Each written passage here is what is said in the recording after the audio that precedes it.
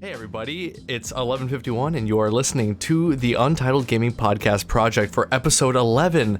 Today we're going to be discussing multiplayer gaming experiences, both all wonderful ones and maybe not so wonderful ones.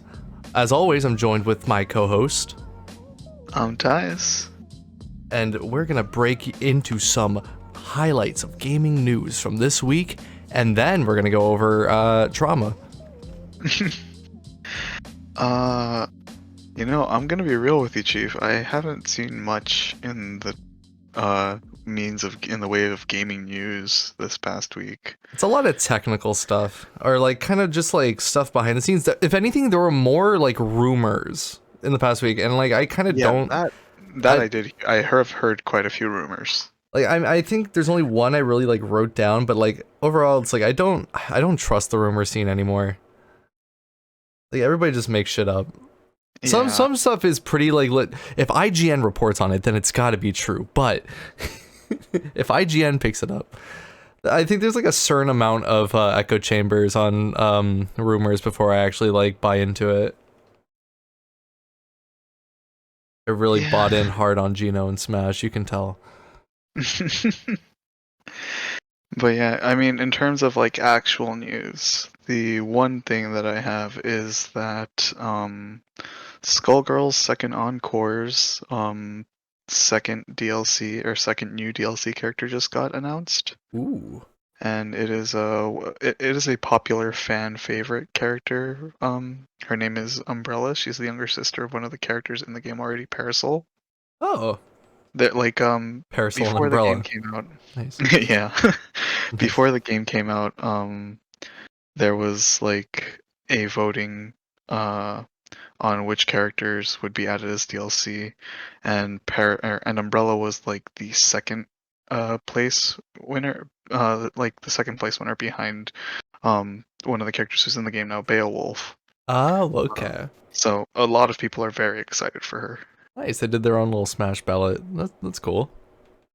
I think it's always a good idea to have the community have some input in terms of like things like ballots and stuff like that. At least to gauge interest. Mm-hmm. That's how you avoid having all Fire Emblem. That's right. I'm starting Flame Wars right now. How do you avoid getting all Fire Emblem characters? Gee, I don't know. Look, Ask I'm the just community. saying, people are complaining about Fire Emblem characters. There's more Mario characters than there are Fire Emblem characters. The thing is, like, I don't even care really because I just have fun with whatever. But it's just fun to stir the pot. Yeah, no, I feel that. I mean, like, that's part of the reason. Mad. That's part of the reason why I play some of the Fire Emblem characters. Yeah, that's good. Specifically because I know people are gonna give me shit for it. That's a respectable stance. One of my good friends, he has been giving me shit in Smash since Smash 4 because I play Mario. And he's like, dude, imagine having like 75 characters in a video game and you fucking choose to play Mario. That's kind of how I always felt growing up. I don't know. I mean, I think Mario is a lot of fun He's vanilla. He's vanilla, basic. He's on the front of the box. I mean, I guess so is everybody for Smash, but you know what I mean. He's the good combos boy. I can do with them.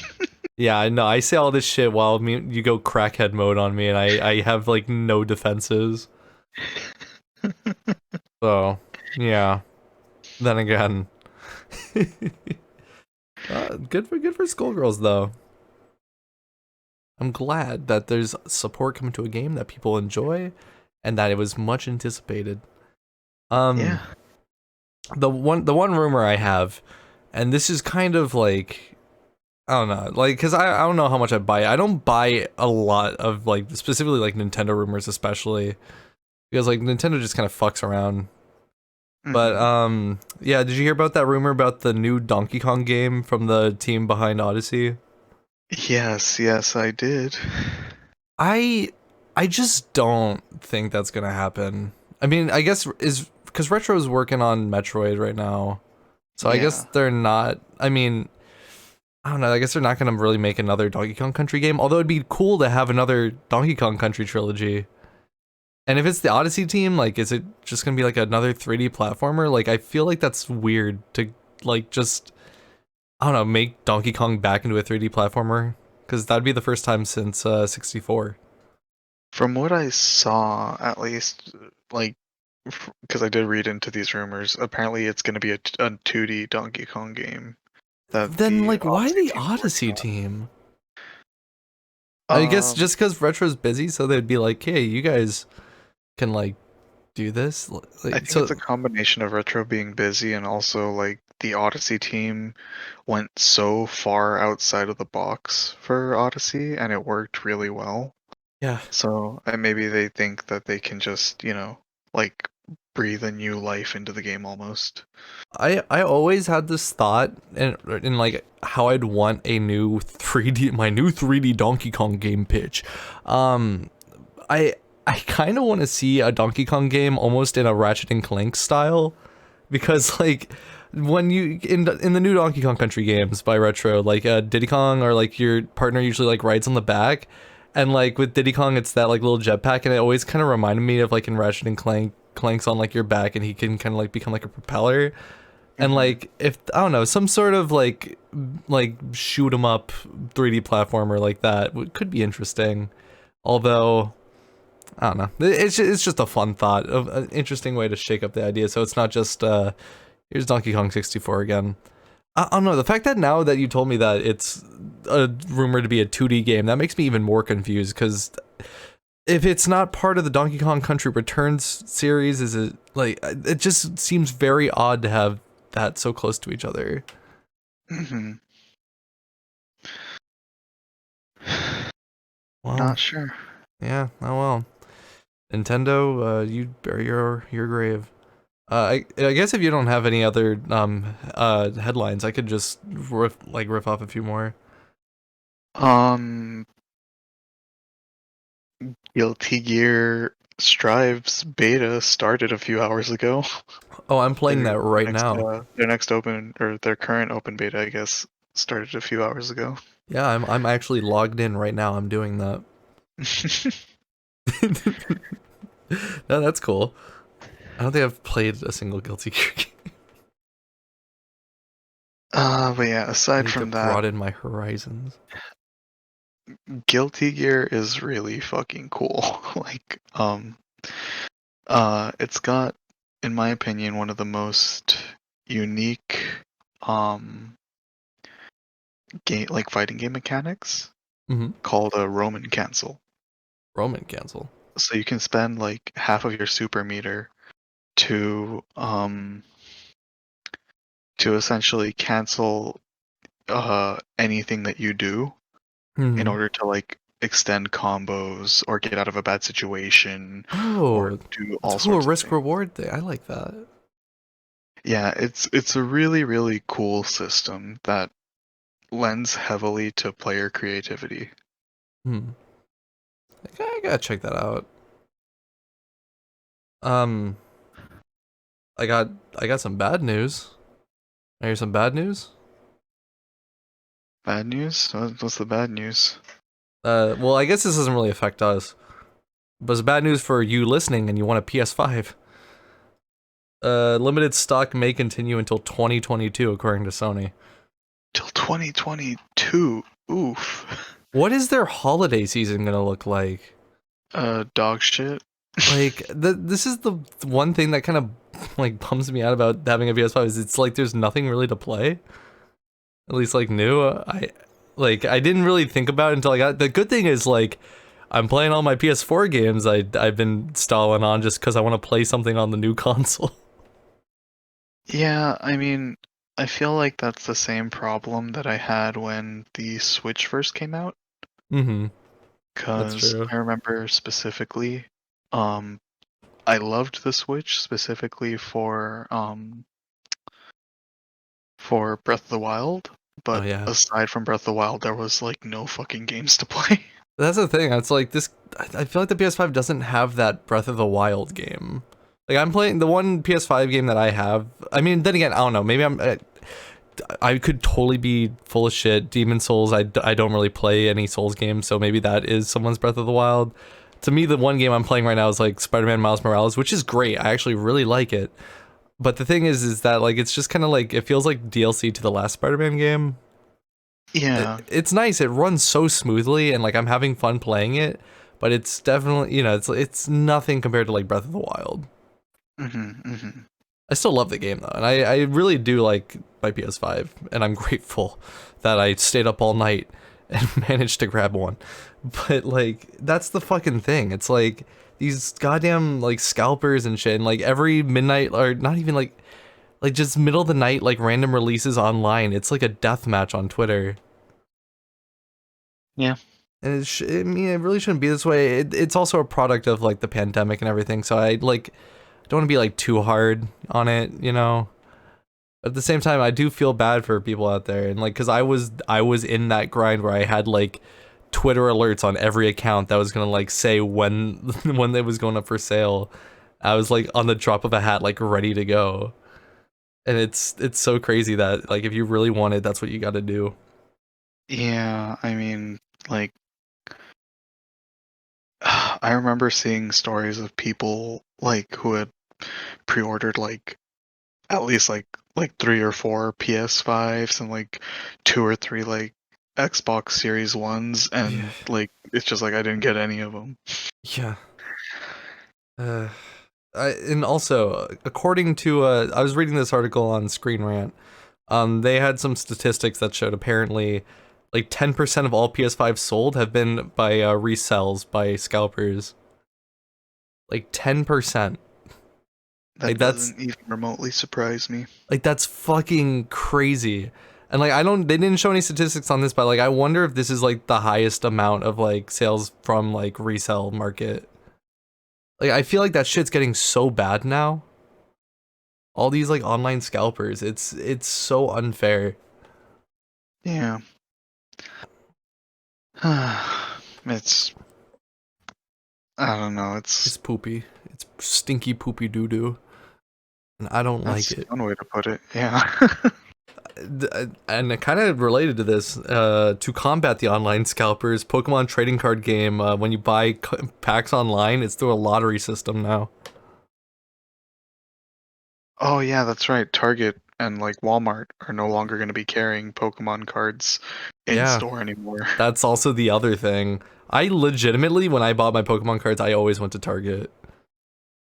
Although, Um, I will say this is a good thing though, because this should help out card stores. Hopefully. Although, yeah. I at least would hope, but also card stores may be having trouble even just keeping that shit in stock anyway. I don't know. Maybe they'll get a new influx of inventory from these other stores not selling them. I'm just trying to stay positive. I want the like card gaming community to be a healthy like place and not be full of toxic people threatening to kill each other over pieces of paper. Well, as somebody who is in the card gaming community and somebody who I was literally about to say was. I still am.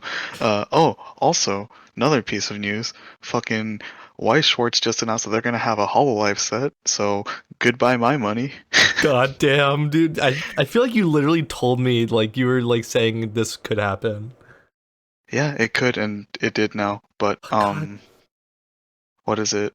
As somebody who is in the card gaming community, um most people know that ultimately you don't buy packs if you're in it for like the long run, Hmm. because it's always cheaper to just buy cards individually. Yeah, I had a friend in the Magic scene that would do that. Basically, Oh, just Magic is the deck worst. building. Magic is the most expensive. That was so painful watching him drop like $300 on like shit on like literally like 3 cards or like even just like one, and I'm like, bro, I know that like he literally like if he's listening to this, like I'm not talking shit, but like that guy was like just barely scraping by on funds at the time, and he was like spending all that money on Magic. I'm like, I'm glad that you're happy about this. Yeah. I'm as your friend, I am concerned. Yeah, no, and it's crazy, like, especially with like quarantine and I guess primarily, I think the biggest reason for like Pokemon card shortages nationwide is because YouTubers, like in particular, Logan Logan Paul, Paul. yeah, they've just made it like this big deal, and I think a really sad thing is that a lot of the things that Logan Paul got, like they weren't actually like properly priced. Mm-hmm. So that just added to like the craze where he's like, I got a $20,000 like pack of Pokemon cards, and it's like it's not actually twenty thousand No. dollars. Well, he But doesn't know any fucking thing he's talking about. yeah, but I will say, if people do continue to buy and collect Pokemon cards, at the very least, if they do go to card gaming stores, you end up meeting some of the most interesting people at card game stores. In a good way. In a Yeah, good... in both a good and bad way. I Yeah, mean, I've I've met definitely some of my I've seen best bad. friends. I've met some of my best friends at card gaming stores because Mm. a lot of my good friends are or were competitive card game players. Mm. Um, I mean, you've met one of my friends who is a card game player. You've met Tiny, Yeah. I mean, that's and a... Mm. he's threatened to kill me over card games. Yeah. He's interesting. He's an interesting guy. You meet at the card games. I love No, Tiny. because uh, this is like such a funny story because This counts as a so multiplayer game story. I mean, I guess there was a time where me, him, and a group of our friends, we were all playing the Pokemon trading card game, like Hmm. really competitively. But um, most of us, not most, if not all of us, already had our decks already made. Hmm. And so we looked at it as a money-making opportunity because there were certain cards that sell for just a shitload of money. Yeah. And in particular, um, these cards generally are full art cards. So like Yeah. the little text box is actually like replaced with like art When they essentially. introduced full arts, my mind was blown. And so those cards they naturally have more ink than other cards, right? Because there's Oh fuck! I remember this. You told me this. yeah, so uh my friend had a food grade pocket scale. Oh my So that way it weighed things down to the milligram. god. And so we would go to card stores. We would go to or not card stores because they wouldn't let us weigh the packs at card stores because they already knew what we were trying to do. We would go to Hmm. like Target and GameStop and shit, and he would take the packs and weigh each one of them on his pocket scale to find out which one was the heaviest You're to the have. reason why they had to add those like like little paper packaging around the single packs. I'm not. I didn't do this. I didn't have a fucking pocket scale. That Hmm. wasn't me. But one time, my friend and I um we went to GameStop, Mm. and my friend weighed the packs and he bought the heaviest one with the Of hopes course. of getting a money card. And I Yeah. said, just to spite him, I am going to buy the lightest pack of cards. Like just just just for fuck, for shits and giggles. Yeah. He opens his packs, he gets a few cards that are worth like maybe like a few bucks, but nothing super pricey. Mhm. I opened my one pack and I had a gold rare Ultra Ball. Now, mind you, Ultra Ball is one of the most commonly used competitive cards because of its consistency. Like it's just a really good card, Yeah. and people love to have the rarest version of a card in their deck. So at the time, a gold rare Ultra Ball card, this one piece of cardboard, was selling for over $50. And when my friend saw the gold rare Ultra Ball, he literally said out loud in the middle of the GameStop, I'm going to fucking kill you. I could hear it in his voice in my head. I can hear it. Oh my god, dude. I mean, like, I don't know, in middle school it was like when we used to play and like we didn't know how the fuck we were supposed to play the game, and like I had this Blaziken EX card that I've looked up now, and like my yeah, like I've had all these years, and it's all bent and fucked up. Like it's not worth shit, but it's like going for like I think 40 online, and like I don't know. That was a while ago. Last time I checked, it's probably gone way down since. But Yeah, like some probably. kid in our fucking like grade stole that card from me, and then like because I disappeared one day, you know, and I gave benefit of the doubt, like maybe I misplaced it, and then Oh, I like remember you telling me this story. I don't know if you've told it on the podcast, but I definitely remember this story. yeah, man, and like my friends started losing their cards, and I'm like, what's going on? And then there's this one kid, I don't want to. His I want to almost say his name, but his name literally sounds like a made up name. So I'm not. Don't worry, his name's like Greg or something. And so like he comes to school with this like long box for cards like every day, and like he never let anybody touch the long box.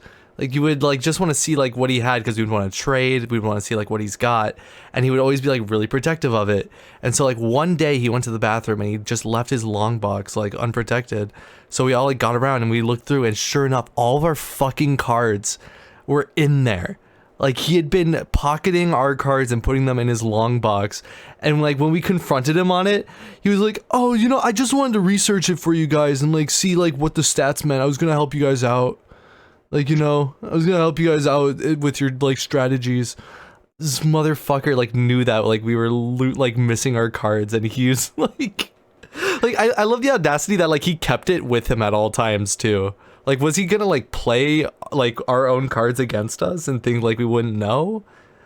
Like the boldness. The boldness of this middle schooler. I almost said man. But yeah, man, like Pokemon cards, it's cutthroat. It's a cutthroat industry. Oh, it definitely is. Although Oh, my favorite Pokemon card opener on YouTube is definitely I don't know if you watch it. His name's Max Mofo.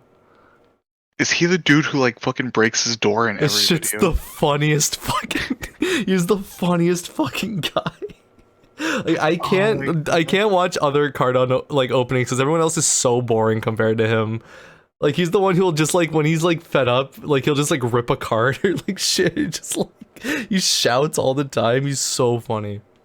Yeah, a friend of mine showed me one of his videos, and it was like a Pokemon card opening video, and I'm like, I was like, you're not even into like fucking Pokemon cards. What the fuck is this? She's like, no, no, no, just keep watching. And then this dude fucking like just like kicks his Yeah. door in, and I was like, what the fuck Destroys his is fucking. this? Oh my fucking god! There's like he had like these little like dancing Pokemon toys, and like he one by one like destroyed them like over the course of several unboxing opening videos. He left one in like a like cup of beans, and he left it like out in the open for like almost like half a year, and then like later in an in an opening card opening video, he like took it out and had like black mold in it, and it was like emitting like all those spores and shit. What the fuck, man? It's the most entertaining. Like I can't watch any other card opening shit because it's just like, you know, like, and no offense to them, but it's like, you know, it's just like, you know, you go through and it's all for the RNG and seeing what they get, but like this guy makes it so fucking entertaining. You know, like the thing is, I used to never understand card opening like videos. Hmm.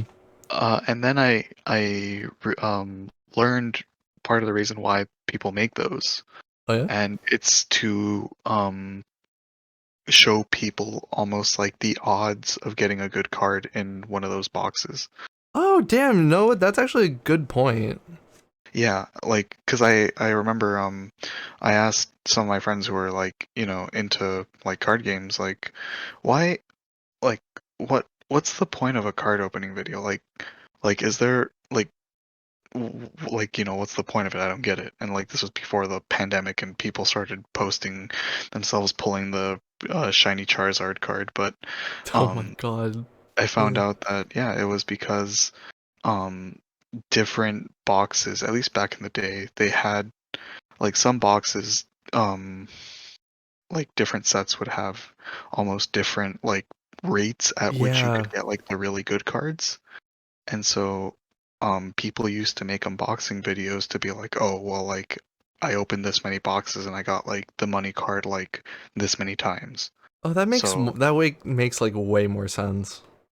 yeah, it makes sense when you think about it that way, right? Yeah, I mean, fuck, because he literally went on that quest for the shiny rainbow Charizard, and because he would basically open up one pack from what was it? Was it Burning Shadows? I can't remember. I think it was Burning Shadows.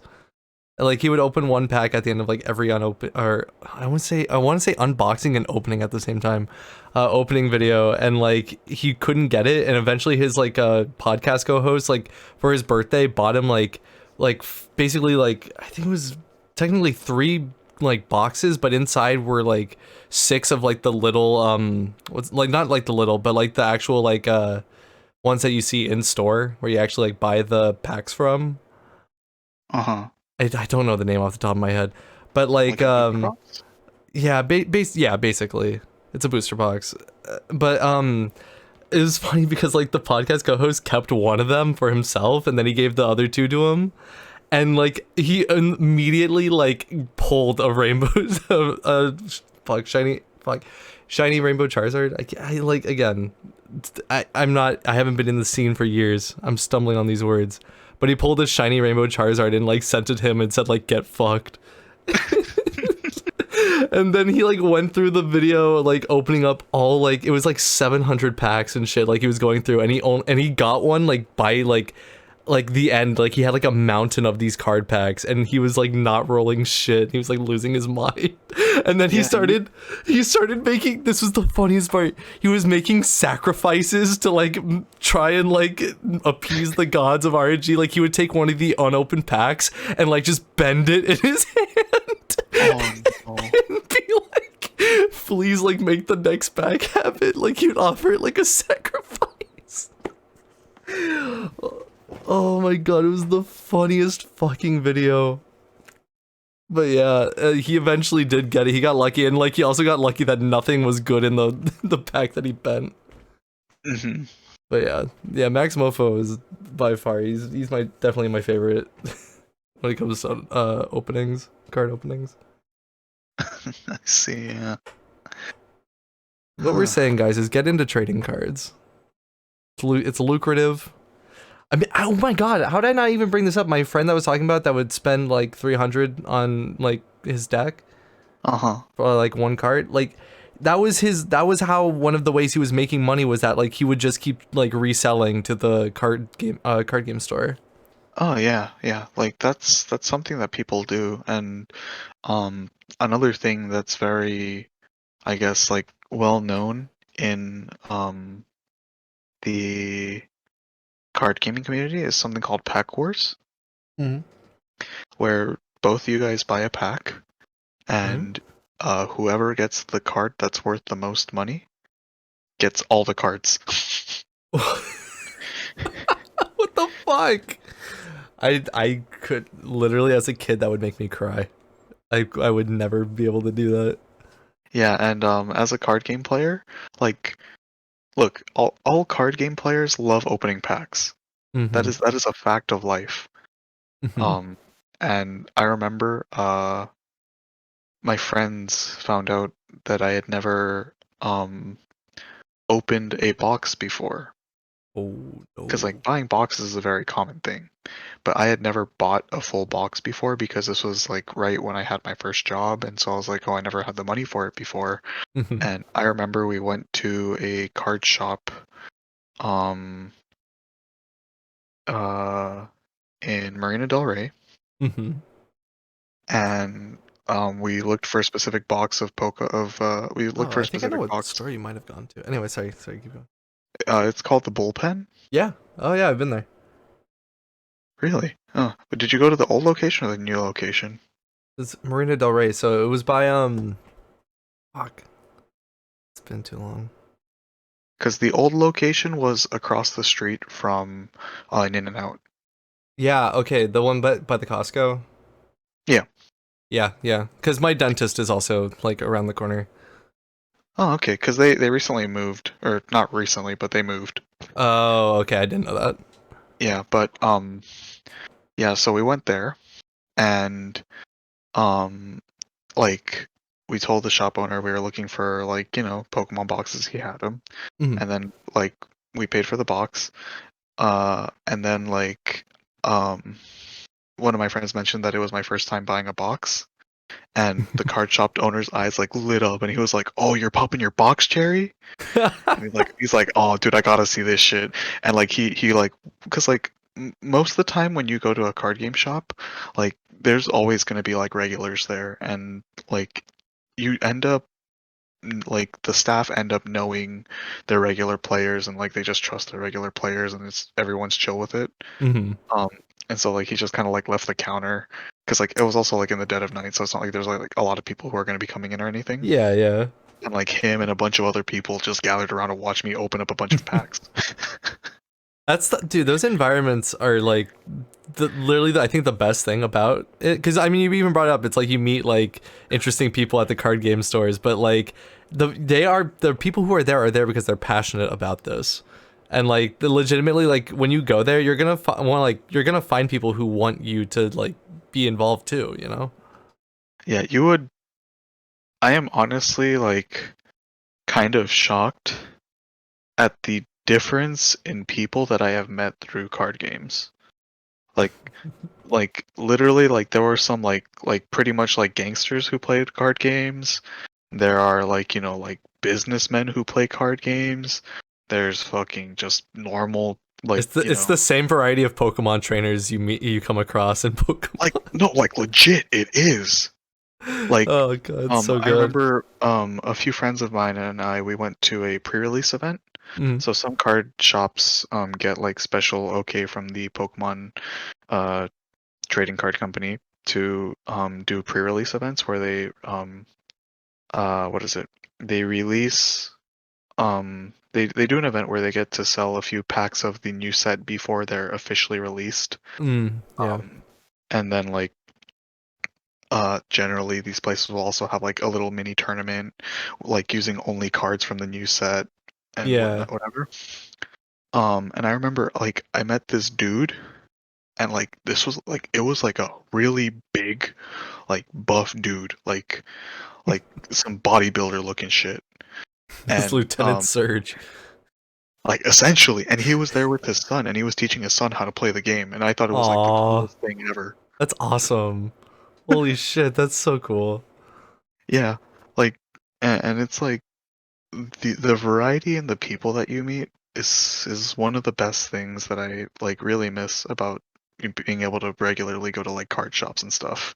Oh god, yeah, man, I agree. I mean, like I never competed or did any tournaments, but I always went with my friends who did, and just like, it's that same. I just like being in the room where it's happening and like feeling the vibes of like everybody in there and like just talking to them and being like, hey, so like what's going on? And like they explained it to me. I'm like, oh, okay, okay. And I start Yeah, getting no, involved. I 100% understand that because like when I didn't have money, I would just go to hang out with my friends. Like Yeah, while we were playing, I would just be like, "Y'all play. I'll just sit here with like my 3DS or something." yeah. And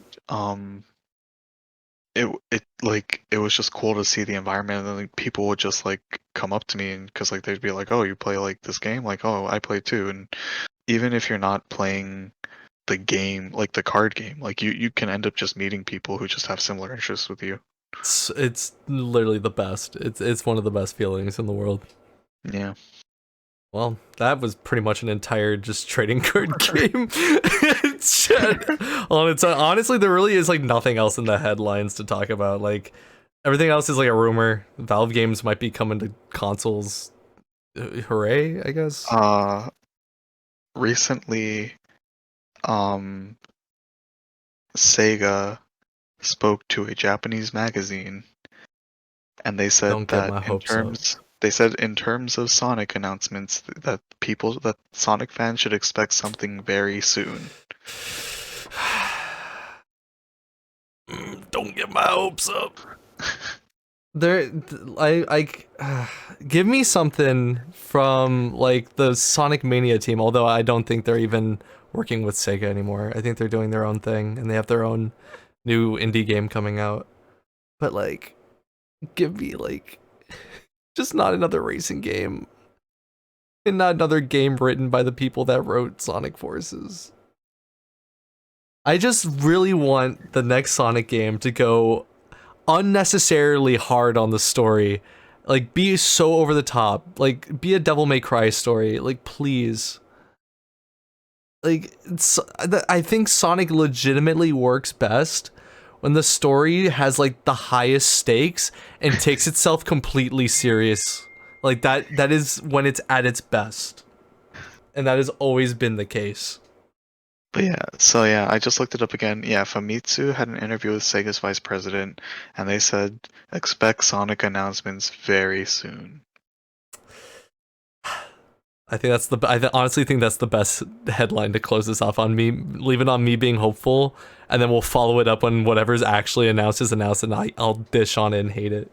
Yeah, people are thinking that it's gonna be something they're either gonna announce it during E3 or on Sonic's official like 30th anniversary. Oh, please be a new mobile game. Oh, please. Dude, honestly, if they announce a child mobile game, I'd be fucking. That's the only exception. That is literally the only exception. Like I'd be realistically, I'd be fucking down with it. That they are sitting on literally a money machine. All the money they could make on like the gacha aspect of just like rolling like rare chow or some shit like that, like it's so easy. It's so easy to come up with this. How are they not doing this? Absolutely. Like I'm begging them so I can pay money to them to roll for fake chow. That's all I want. And give me like an AR feature where I can have the chow in my room. Thank you, Sika, for listening. Well, on that note, I guess let's go ahead and get into our topic for today, which is multiplayer games. Yes, multiplayer games and experiences. So, I think, as per usual, we are going to have very different takes on this. Yes. Because, one, we both play games in kind of a different way. Mm-hmm. And not only that, we both play different types of games too. Yeah, definitely like our go-tos are definitely different. Yeah. Did you want to start off? Should I start off? You start off. All right. So one of the first games that I wanted to bring up was Final Fantasy XIV. Well, there's one where we are very much alike. Okay. Also, at the time of recording this podcast, the Final Fantasy XIV Fan Fest is going to be happening tomorrow night. And, like, god fucking damn am I excited for that shit. I have a feeling is our next podcast just going to be us going over everything. Perhaps. We could straight up do that. Are we? We'll save it as a surprise. That's probably definitely what the next podcast is going to be. Write that down. But yeah, and they're gonna be giving a lot of big announcements for Final Fantasy XIV, so I'm very excited for that. But so psyched. Final Fantasy XIV is the MMO that I have both played the most and the MMO that I am currently playing. Mm-hmm. And same. Actually, now. Far and away, I have to say that there's just too many good things about it. The problem is it's just too good. Like, there's so much to do, and for some people that can be overwhelming, and I understand that. But like the amount of variety that the game has, in my opinion, is insane because there's quite literally something for everybody, and the community, for the most part, is one of the best that I've ever seen. Yeah, that definitely attests to the community aspect of it. Yeah, because I remember when I was just showing you around some of the places, I got into a dance battle at the Gold Saucer. Do you remember that? Yeah, I do remember that, and I'm just like, I felt like a toddler just being like, what is happening? Yeah, I started doing one of the dances that you could get, and then some other person came up and started doing dances, and we both just started doing dances, and then there was a crowd of people, and it was just a good time. That was back on my old Lalafell account, wasn't it? No, it wasn't. It Was was it? on Wait, your was this? Oh, okay. Never mind. This was on Midori. yeah, I don't but know yeah, why. When I think of myself, I think of myself as small in this event. but yeah, it's just doing shit like that is like it's just fun. Oh my god, dude. And aside from that, there's also like Savage, Extreme, and Ultimate content, which is like the high tier content of the game, Mhm. where um and the thing that I love about that is the feeling of working together as a team and also planning out a fight, communicating things that are happening, and the feeling of teamwork and everybody doing their role and whatnot. Tyus, I have a To few words me, to say to that. to Blue, me, it's blueberry will go brrr.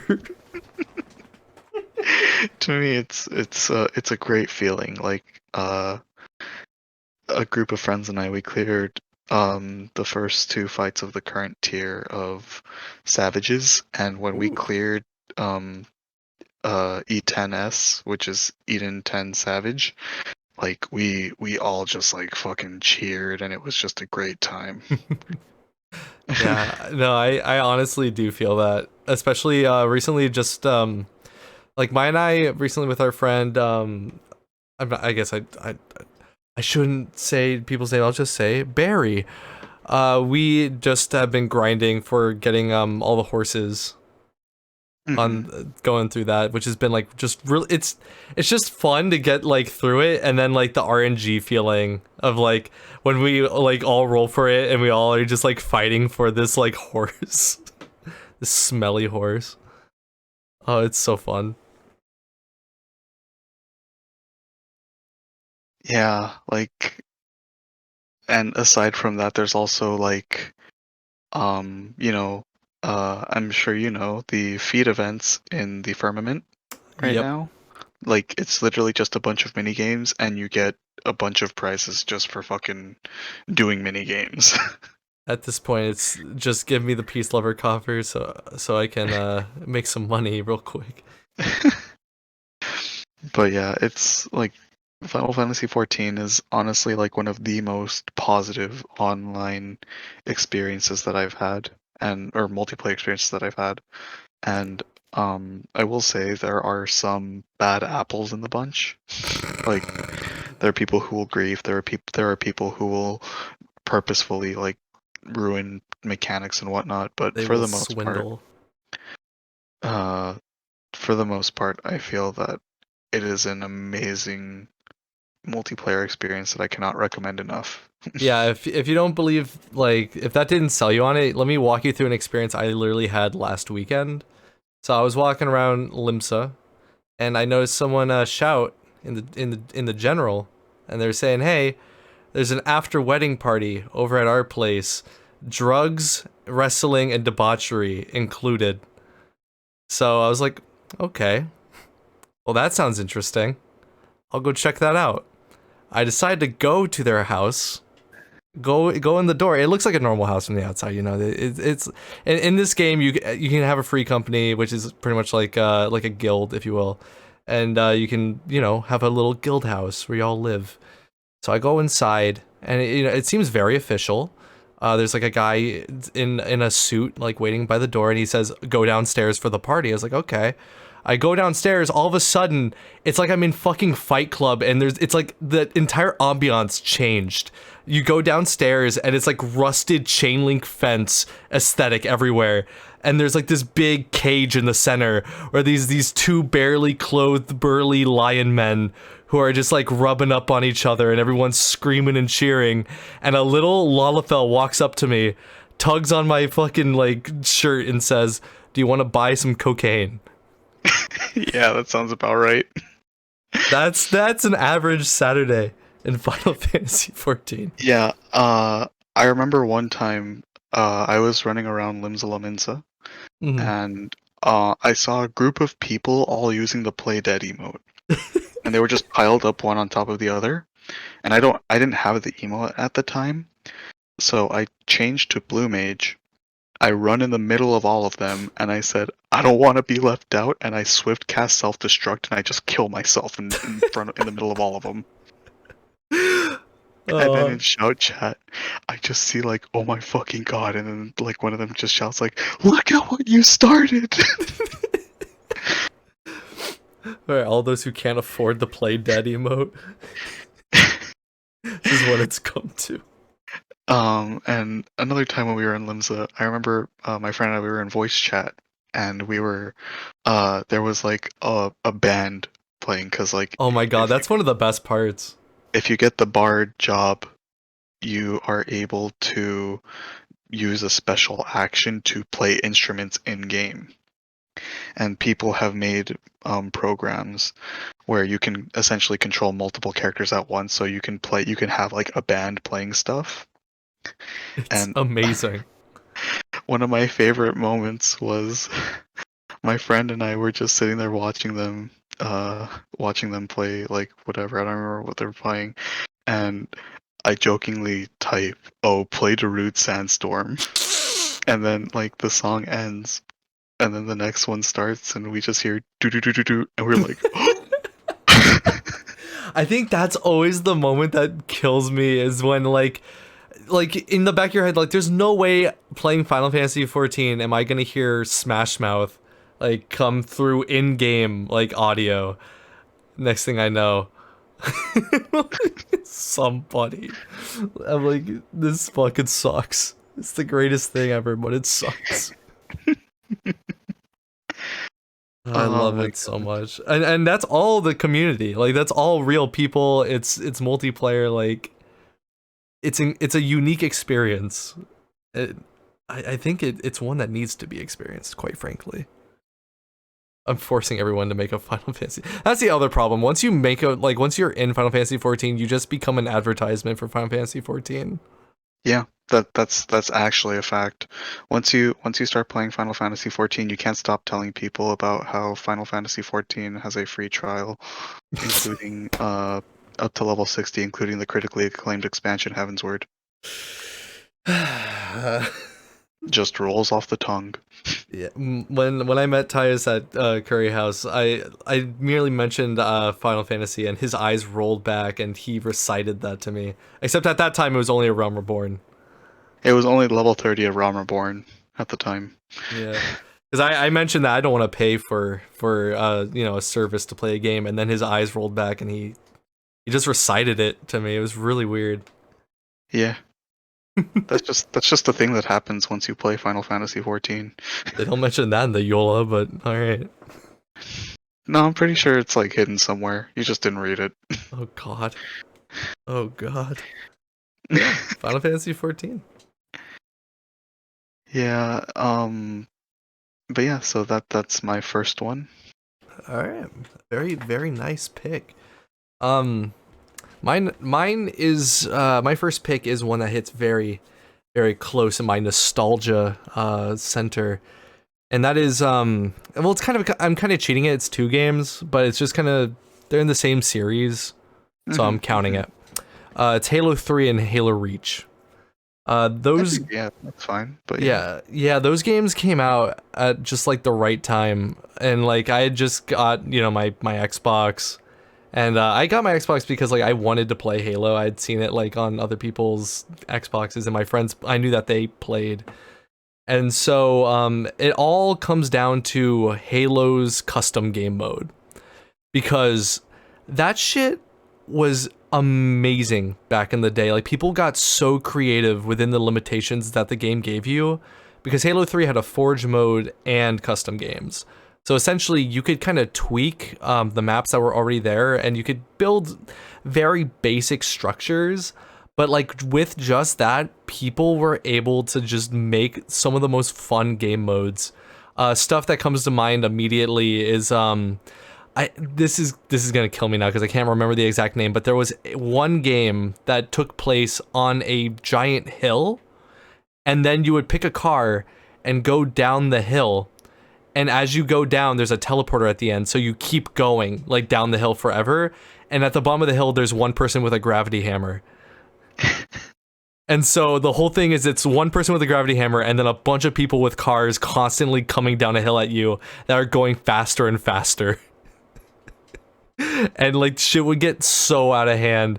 I remember one time one of the cars hit me and it like clipped me through the wall and I went like flying across the like out of bounds. It was so fun. There's stuff like that. There used to be, because there was a zombie mode in there. It's just called Infection. But people would make custom maps for Infection that were like more like obstacle courses that were like really cool and like really stressful to get through. And if you had like a group of friends that like you knew like little secrets, like there were like houses that you could low-key like barricade, and like that shit was like so fun when like you could get everyone to cooperate just right and like get into one of the houses and barricade it and just like try to hold it down for as long as possible. One game that I remember that we kind of just like made up in Halo Reach, because with Halo Reach they kind of expanded and had a bit more gameplay options that you could add. There's this one game that we used to play in the world called I think it's Forge World or something like that. Forge Land, Forge World, and it's kind of this big open like valley. It's like the whole thing is that it's like the biggest multiplayer map, and you could basically, what we would do is we would spawn in a Warthog, which is the like 3-seater vehicle with like a gun on the back. And there would be the group of 3 in there, and then they would have to be pursued by one of us with a gravity hammer. But the catch is that the movement speed is like ridiculously high, and they have the evade option, meaning like it's so fucking hard to control, but you're also invincible. So basically the group of 3 has to like, well, like you're not invincible, like it just takes a long time to kill you, so it is the job of the like team of 3 to like try and survive and kill you. But at the same time, like the person with the hammer, it's so hard to control, but if you get like the right hit and like at the speed that you're going, you could like basically like clip them through the fucking earth. It's so fun. Holy shit. The game, like we would do shit like that. We would do shit where like in Forge mode we would spawn big structures and then like turn the make it so that they had gravity so that they would fall, and we all like just ride the structures when they get boosted by these like little propulsion like jets that you could like go on. We would just like I think we used to call it like garbage surfing. There was just like so much to do in the custom game modes of like the Halo games that like made that so much more. Because to me, Halo was like never really about like, you know, the Master Chef John 1984 or whatever. It was never about him. It was about all the fucking bullshit that you would get into with your friends and shit that you would just make up on the fly. That's honestly what always made that game to me. I think that's great, because I mean I can't really say I understand, because I think I've played Halo like twice in my whole life. It's too. I will say this. It is like, it's kind of too late to get into that like now, because even with the Master Chief Collection, it's, at least from what I've seen, it's not entirely the same. There used to be an old version before Halo came out on PC. There was something called I think it was like El Dorito, like Mountain Dew, El Dorito, because it was, you know, Mountain Dew and Doritos used to always do like little stuff for Halo 3, and you can get like experience bonuses. But essentially, it was a way to run Halo 3 on PC before that had like its own fan servers. And like back when that was the thing, that was kind of the closest it came to recapturing that feeling. But now that like Master Chief Collection is like out and everyone's kind of moved to that, it's gotten rid of that custom game scene. I mean, I could be totally like full of it. Maybe the El Dorito mod is still going, and like that's where all the custom games people are like still thriving. But like there was a brief moment like 2 years ago doing the El Dorito mod where I'm like, I feel like I'm a kid again playing like Halo. This is amazing. But yeah, custom game modes in games, that is like that is key, I think, for like some fucking bullshit multiplayer fun. And that is why it is my number one. Anyway, hit me with one of yours. Another one of mine. So this is one that I simultaneously love and hate, Hmm. and that is League of Legends. Yeah, okay. Okay, Chief. What, you gotta So, click where you want to move? What is this? so, uh, League of Legends when you're solo queuing, in playing ranked games or whatever. Yeah. Uh, I think that League of Legends solo queue is one of the fucking worst experiences on this goddamn planet. What do you mean? Everyone's so friendly and like there's no pressure because it's just a game. Yeah, I wish that that was the case. Um, I swear to God, maybe it's because when I was younger and I used to play like Call of Duty, I would like turn off other people's mics and whatever. But I was the fucking kid on the mic. good lord, Uh, League of Legends has proven to me that um, there are so many different ways to be insulted and called a slur and all sorts of other things. Jesus Christ, League, Uh, really? yeah, like League of Legends as a community is incredibly toxic, and don't listen to what anyone else says if they say otherwise.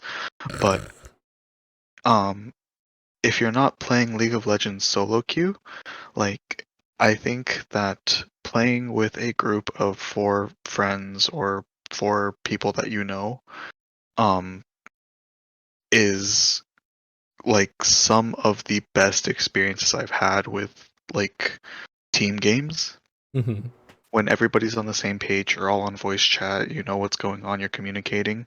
Like Yeah. No, that makes sense. playing League of Legends has this thing called Clash now, where every couple of weekends they will have you can be put into an 8-man or an 8-team tournament bracket. Mm.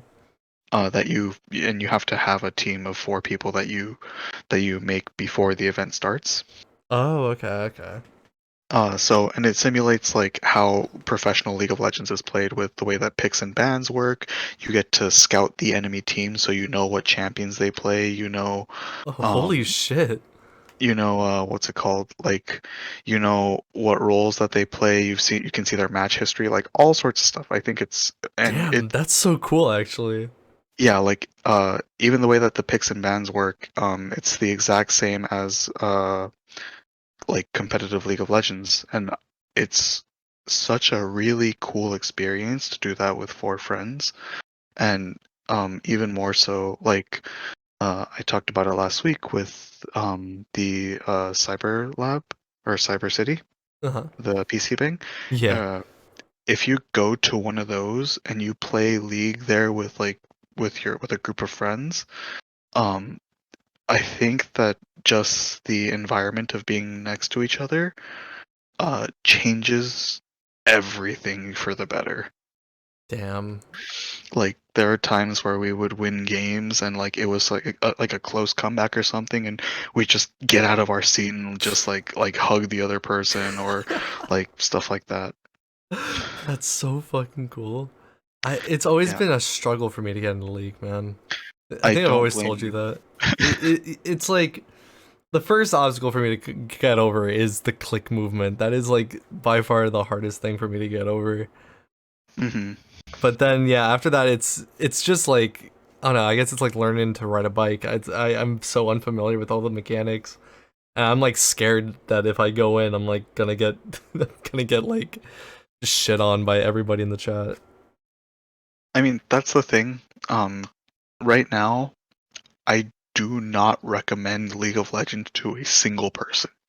Damn. And this is the thing with a lot of League of Legends players. If you ask any League of Legends player, um, would you recommend I start playing League? Like 99% of League of Legends players will tell you, no, it's a terrible game. It is a horrible experience. I think I literally watched like I forgot what video who was by, but they were talking about League and it opened with literally like that statement. It's like because the video was about like how good League is, but it opens with him talking about like how terrible and shitty it is. It's the worst game ever. And then he like goes on like talking about how great it is. Yeah, no, because that is 100% how I feel. Like, um, if you play, like I said, if you play solo queue, if you play with four strangers that you have never spoken to before and you will never speak to again, um, League of Legends is a terrible experience. Jesus. It's awful because as soon as one person makes a mistake, everybody starts fucking fighting like they are fucking children. Ugh. I And there guess are you could some say the people real League are the friends you made along the way. there are some people who refuse to admit that they made a mistake. There are some people who even when they're losing they will keep going in. Like Hmm. there's so many things that can go wrong. But at the same time, uh like I said, playing with four friends and just speaking with each other and things going a decent way, or even if like they're not going well at the start and you end up making a comeback or something, it is amazing. Well, I mean, honestly, I do believe that. I get like a bit of that feeling. Back in the day, I used to do like I used to try to do like try hard Call of Duty with like my friends, and we used to try and do like search and destroy. It's basically just like Counter Strike, but like definitely not as cutthroat as Counter Strike. That's a whole other fucking can of worms. But like when we were a team where we filled up our whole team with people that we're in a party with, and like the communication going on and like the strategy, like when we pulled off a victory, like that shit felt so earned. Yeah. So I like I could feel what you mean. Ah, but then again, click. I gotta click to move. What about WASD? What about arrow keys? It's not that hard. It's who I'm gonna throw. Nah, I could probably honestly, if I really sat down, like I could probably get it down. Yeah, I mean, the way I put it is that nobody is going to be good at something when they first start, you Yeah, know? yeah.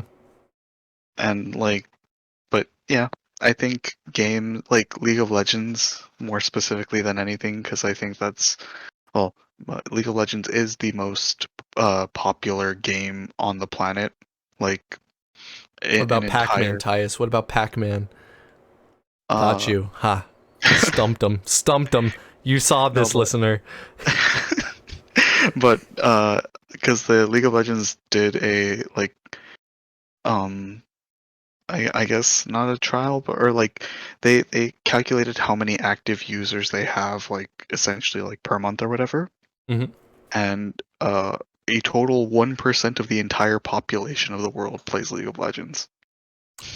That is slightly more than the amount of players doing Marvel's Avengers by Square Enix. So, damn, good on them. The second most played game. Jesus Oh Christ, that's man, insane. A third. What? yeah, 1% of the population has played League of Legends at one point or another. Well, I guess I am on that list. I am a statistic in that. Because I did at one point play it. And then I fucking uninstalled that shit. Smartest move I've ever made in my life. It's honestly not. I gotta find the time to sink into it. Is the only thing. Because I definitely don't think it's bad. In terms of the game, I'm talking strictly the gameplay. Trust me when I say League of Legends absorbs your life in like an unhealthy way. And that is what scares me. But I will also say some of the best experiences that I've had have been like playing League of Legends at like literally like 3 in the morning with some friends, and then immediately afterwards, like we like since we're all up and we all live in the same area, one of the guys in voice chat is just like, "Yo, norms though." Dude, late night like snacking after that shit, like that's special. It That is is. special, It dude. really is. Oh my god. All right, but enough about League of Legends. That game fucking sucks. Go ahead and hit me with one of your Yeah. Um. experiences. Well, my next one. I don't know if you probably you probably just have this under a category, but like my next game I'm talking about is Smash Bros. And there's technically I guess two Smash Bros. Games I want to bring up because there's only really two Smash Bros. Games that like I had actual multiplayer experiences through, and that'd be Smash 4 and Smash Ultimate. And the thing is with like especially with like 64 Brawl and Melee, the most I had multiplayer wise was like I'd try to show my friends the game and they'd be like, I don't get it. What? And I'm like, okay, well, this is Really, like, I feel like everybody at some point has played Smash Bros. dude, I had weird friends. Like my best friend growing up, his favorite stuff was like racing games. So it was really hard to try and convince him to play. And by the way, if you're listening to this is not a dock on you, all right? I'm not attacking you. I'm just saying you didn't want to play Smash Bros with me. Although he's changed now. He wants to be more into it recently. Oh, that's but cool. but yeah, definitely like growing up, it was like hard to find anybody who would like want to play like seriously. But it definitely around the time Smash 4 came out and I'm in high school, it was like that was kind of when I found more people that would be more into it. Mainly being my improv group I was with. And I just remember there was like it was almost the end of I'm pretty sure it was my junior year, and we do a big show at the end of the year called long form, which essentially we do a 45 minute long play that is all improvised. Damn, that sounds really cool, but it also sounds incredibly like mentally taxing. It is incredibly mentally taxing, but like the best way to prepare for it was that like every Saturday we had long form practice where we would have to like do two 45-minute long like unscripted plays, and then usually afterwards it was just bonding because we need the group to be strong and we need to like know our dynamic and know how to play off each other, and the only best way to do that is by hanging out. And of course it was right at the time that Smash 4 for Wii U came out, so we got 8-player like we were able to do 8-player Smash with all of us because we had literally exactly 8 people in this group that we were doing it. And so there were just like nights that we stayed up like all night, just like like we were rushing to get our scenes done, and like not in a bad way, like we were making sure like we're having fun, like the stuff's funny and like we're like vibing with it. But every time after practice it was literally just okay, bunker down, or let's go to, like 2 of us are going to 7-Eleven, do a snack run, everybody put your orders in, like we're building up like a racket on like what we're gonna do for tournaments tonight. Like that environment lives in my head. Like that is like such a happy place to think back to. And like just sometimes just random crazy shit would happen. Fuck, I like part of me is wondering if I should even share half this shit, because like I think one of our friends, I'll just say he was delirious from lack of sleep, decided to bring up the wonderful idea that they turn the beach off at night, which was a wonderful thought. And then Off at night? the beach gets turned off at night. This is in the middle of like a 8-player Smash like match that we're playing. Like the beach, like the ocean beach? Yeah, they turn it off. And of course, improv, the motto is yes and. So our friend who was high at the time decided to go, whoa, yo, we gotta check this out. Next thing I know, we're all packed, 8 of us packed into my 4-seater car, drive down to the beach, and we start just like screaming out, like asking if it's closed. Oh my fucking god. Like a bunch of juniors in the middle of the night. You could tell we're like the whitest fucking, like, to get away with this shit. We're just going down to the beach in like the middle of the night just screaming. Like, oh my god. But like then we come back and we're like, huh, I guess they don't turn it off, and then just right back into gaming. Like that environment of like just coming back, building our like Smash Bros tournament. We literally like name our fighters what we wanted to eat for dinner, and then we'd fight it out for like what we'd eat for dinner. Like there's just something about Smash 4 that like in my head, like that is what that game was. It was just the party game that festered like so many what's the word, like coming of age tales in my memory. Whoa, careful. What? Don't call it a party game because people will get on your ass for that shit. Fuck off. Smash 4 is, if anything, is the most party game of them all. No, I guess Brawl is. Brawl is probably the most party game of them all. Tripping mainly, but like, I mean, come on, man. Was it Smash Tour? Was that the Mario Party like inspired thing? Like, come on, man. Like, it was a party game. Smash is a party game. I'm doing it, dude. Holy shit! Don't stop me now, because I'm about to anger the entire community. Smash is a party game. I'm sorry. That is how they see it. It is also a fighting game. It is also very deep and technical when you get into it, but also, it is also a game that grannies can play together at the old folks' home and have a good time while they're playing bingo. And there, I have said it. It has been said, and I'll put that to rest. The other Smash game that is very, very fun multiplayer, and hey, guess who's in this one? Smash Ultimate and you, because we used to play after our shifts at Curry House. Yeah, that. Oh man, I really, really miss that. Dude, we started doing that so fucking late.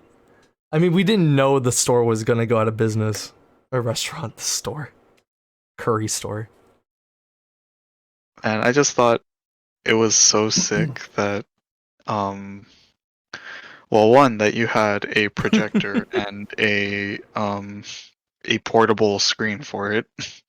Yeah, that worked out. But two, just the fact that since we had access to the keys to the place, we could, we would literally just set, like, after closing happened, after everybody went home, we would move the tables around, set up a projector screen, set up the projector, go grab some go get food and drinks. Yeah. And then we just play Smash for like fucking 3-4 hours. So fucking fun. Like, nothing was more exciting than like going into work and like we all confirmed that like we're available to play after, and I have all this shit in the trunk. I'm like, let's fucking go. Like, that was around the time where I was actually like convinced like I could get into doing Smash Ultimate like competitively. Just like playing you guys over and over again was so fun.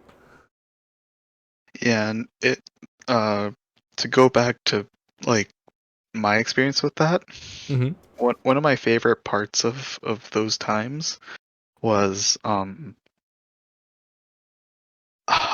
really love teaching people things. I love teaching, I love spreading knowledge, I love just everything about it. And so watching not only you but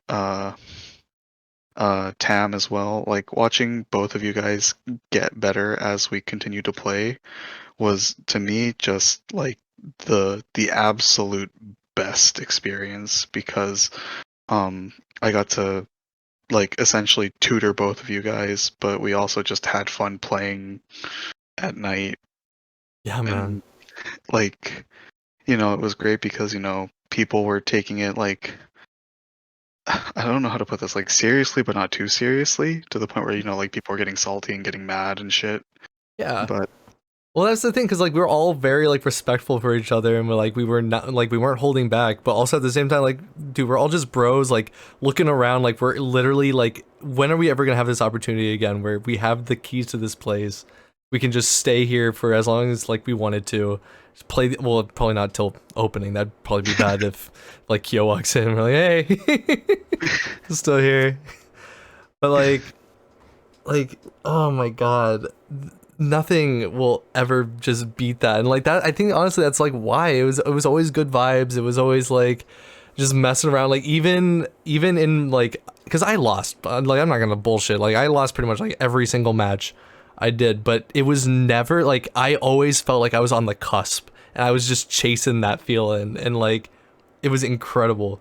And I respected you guys so much because of like how like much skill and experience you had. Yeah, like, I know you said that I would probably have something along these lines too, but um, for me, it's not just Smash, but just like fighting games in general. Yeah, yeah. Um, Particularly, like, well, obviously, fighting games um only work if you have multiple people. Like, but uh, the some of the best parts or moments of fighting games for me um are just the once you get a group of people or you start making really good friends through fighting games, Mhm. just the feeling of community that you have with them Yeah. is some of the best, because like some of my favorite moments thinking about fighting games isn't even necessarily just like playing the games, but Mhm. like just having conversations afterwards, just like chilling in like my garage or chilling at like a restaurant after a tournament or something like that, and we're all just like sitting there just you know. Yeah, yeah. You literally had the perfect setup for that too. Yeah. The fact that my garage has, that little gaming station and it's separate from the house so we can be loud if we want to is very nice. It is incredible. The first time I got to see it, I just was like, how the hell like is this like little like pocket fighting game like realm right here? It's been here the whole time. But but yeah, I I mean, obviously I'm a competitive fighting game player, but Mm. and I can go on and on about the greatness of fighting games and how some people think it's just like, oh, who mashes buttons the hardest or whatever, or who can memorize all the moves, but it's not that. And how it's like, like fighting games is almost like a chess match, but like with a mechanical element involved. Yeah. But No, it really is. um, it's just the feeling of like what there's something that like some people have said, where you end up learning a lot about somebody when you play them in a long set in a fighting game. And that sounds like really weird to say, but because with fighting games and you gotta like put, you know, like everything on the line essentially when you're playing, and because you don't want to lose, um, you really do end up getting to know a lot about people when you play fighting games with them, and even more so after you finish playing a game and you're just sitting there talking and chilling with them.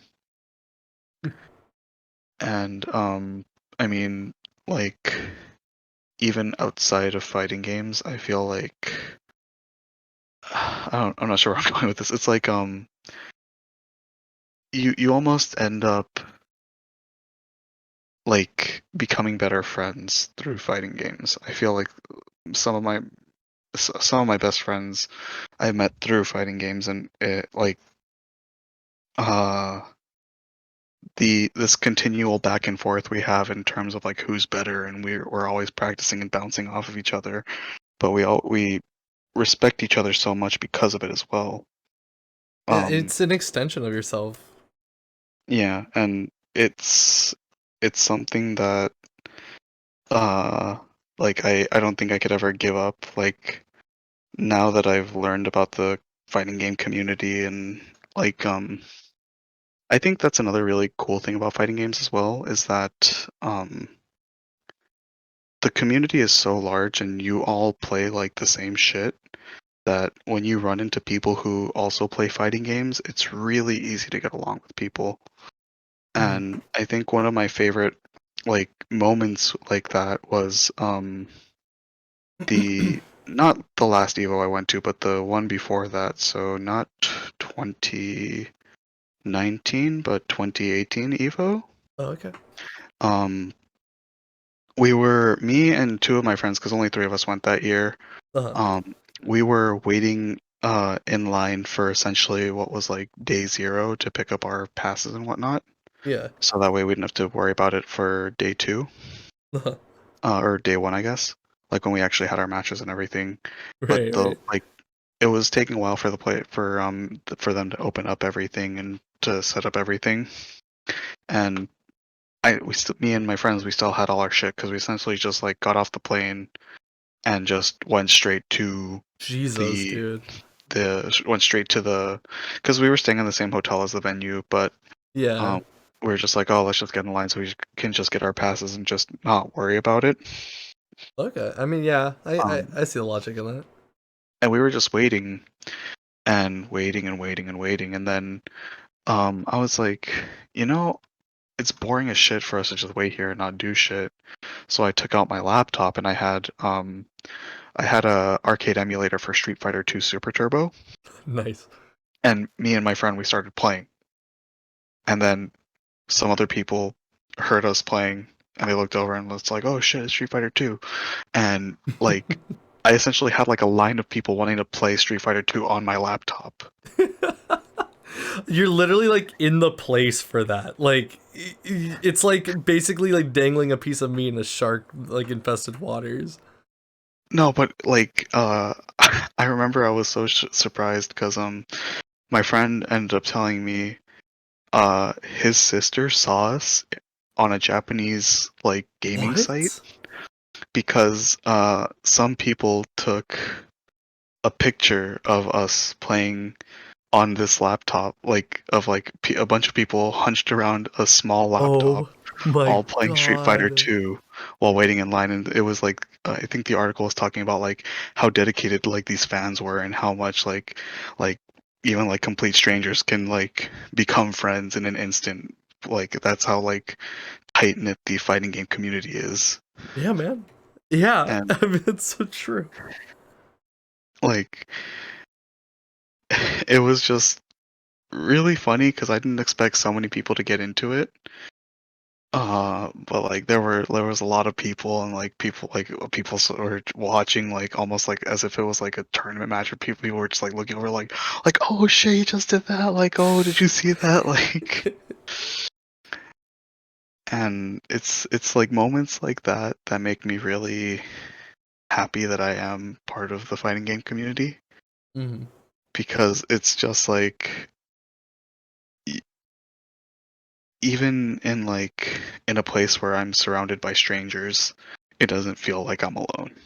Yeah, man.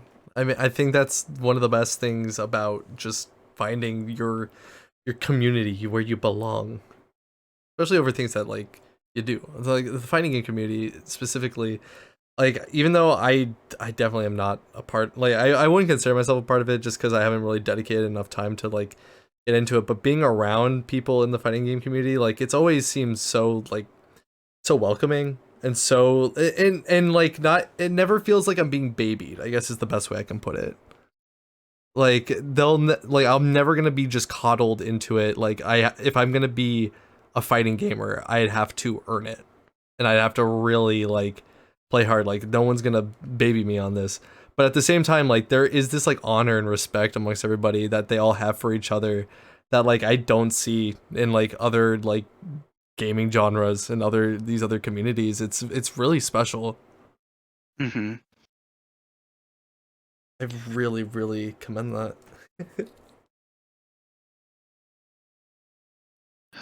But enough of me about doing my weekly ramble on fighting games. What do you got next? I and also I don't know how many you have left. For me this I think is like I may have like one more in the back of my head, but like this to me is like kind of like what I wanted to close mine on. Oh, okay. But if you have more though, you can still like go over them.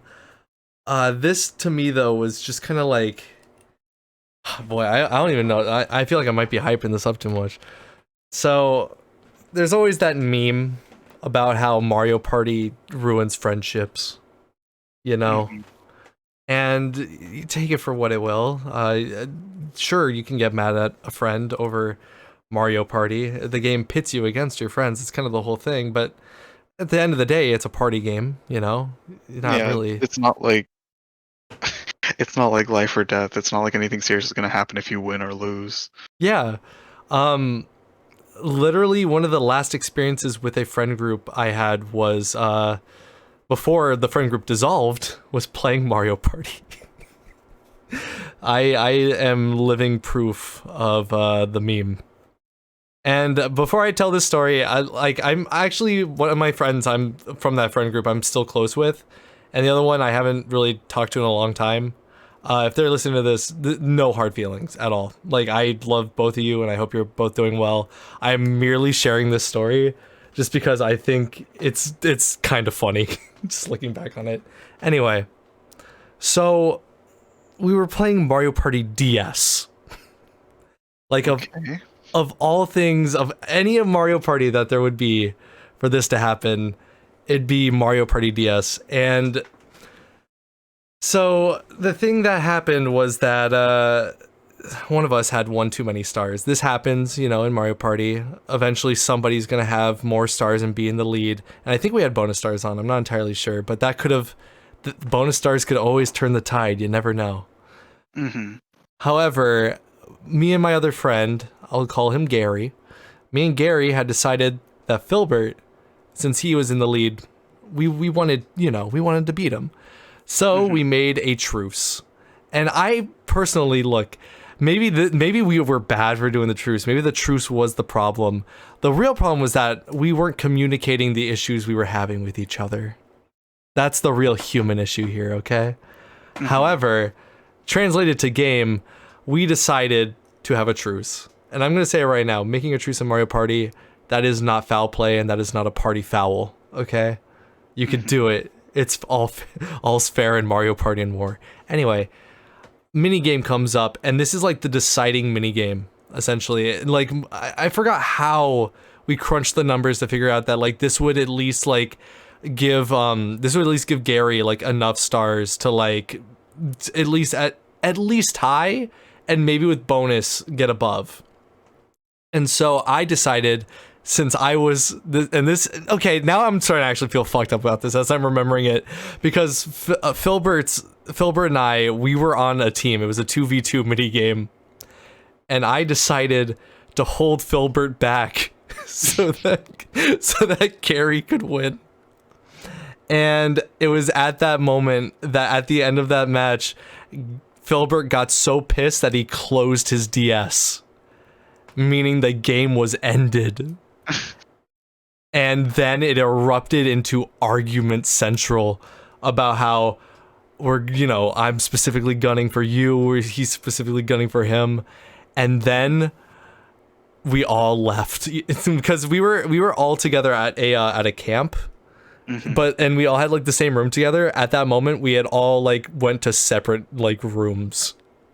Oh shit.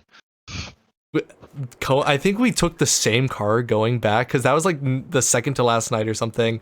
We like ignored each other like the rest of the camp, and then I think we took the same car back, and none of us said a word to each other. The following year, me and Gary kind of patched things up, and honestly, Gary and we're still good, but like it was always Filbert was always kind of like rough and not really like comfortable like reaching out to at that time. And then about a year later, I ran into Filbert, and he made it clear that he wanted to patch things up. And you know what? I was like, hey, no, I'll give you the benefit of the doubt. So I invited him to hang out with me, at my house. No one's home. So I was like, hey, come on over, let's hang out.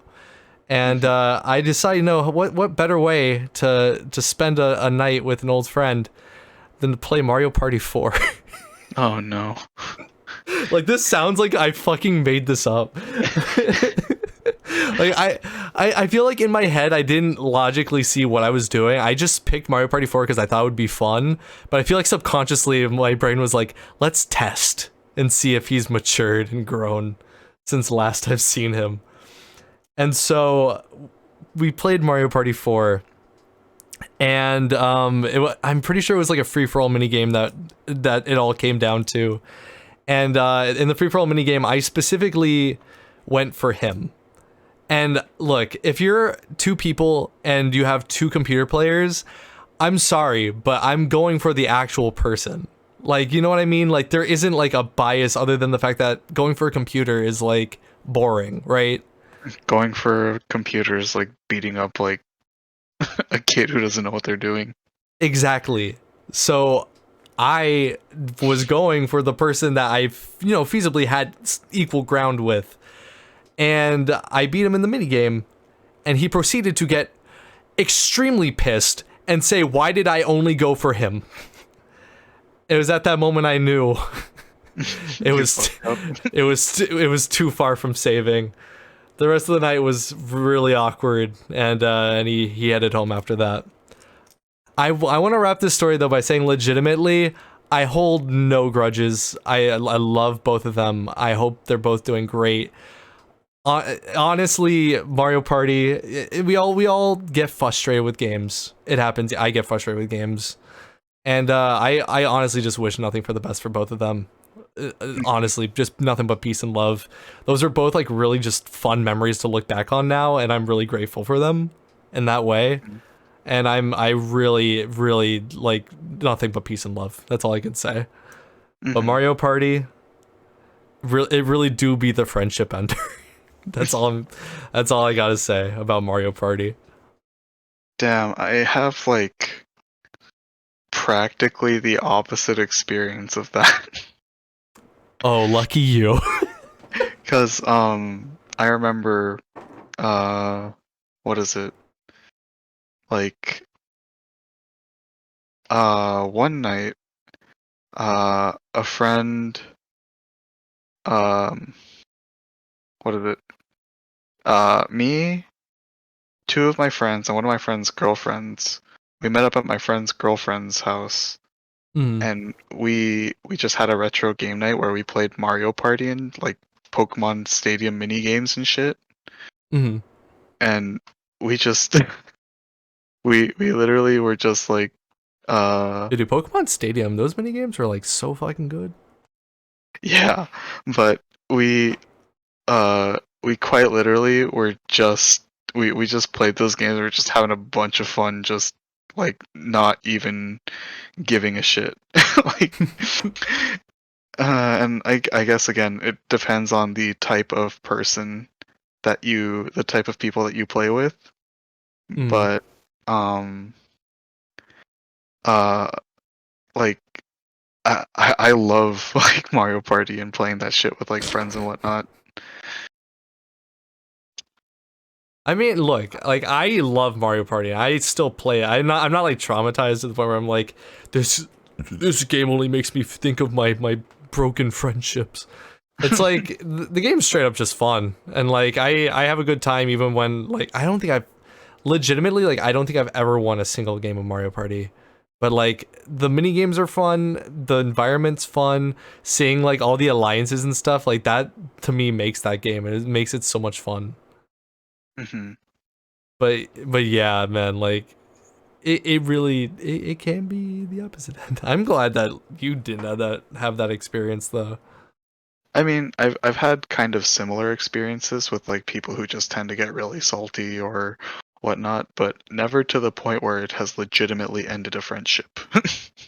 Yeah, because the thing it was just built up over time, and we weren't very good at communicating our feelings on that matter. I think ultimately that's all it was. The thing is, like, I think I must have been salty over multiplayer games at some point in my life because I had an older brother growing up, and we would play Mario Kart, and of course he'd kick my ass, and I'm sure that I'd get mad. I don't know at what point in my life I just stopped taking everything very seriously and was able to like, well, not like I wasn't taking it seriously, but like I was able to like keep a cool head and just know that, oh, we're both having fun. Like, and just remember the fun part. Because like that's ultimately like, I think, why I play video games. And so like, and honestly, when we were playing Smash Bros together, like, that was the thing. I was having fun, and like not only was I having fun, but like I was being challenged, and I wanted to like rise to that challenge. And even though like I wasn't winning all the time, like, hey, like this is still fun. I still feel like I'm taking my steps towards that goal. Yeah, I think that for me, the thing that helped me stop getting so upset, especially in multiplayer games, and like even more specifically with like fighting games, was Hmm. just the fact of knowing like one, I'm not the best player, and Hmm. two, if I lose, I'm more likely to learn something because I lost than from winning. Hmm. Listener, write this down. This is the first time Tyus has said that he's not the best at something.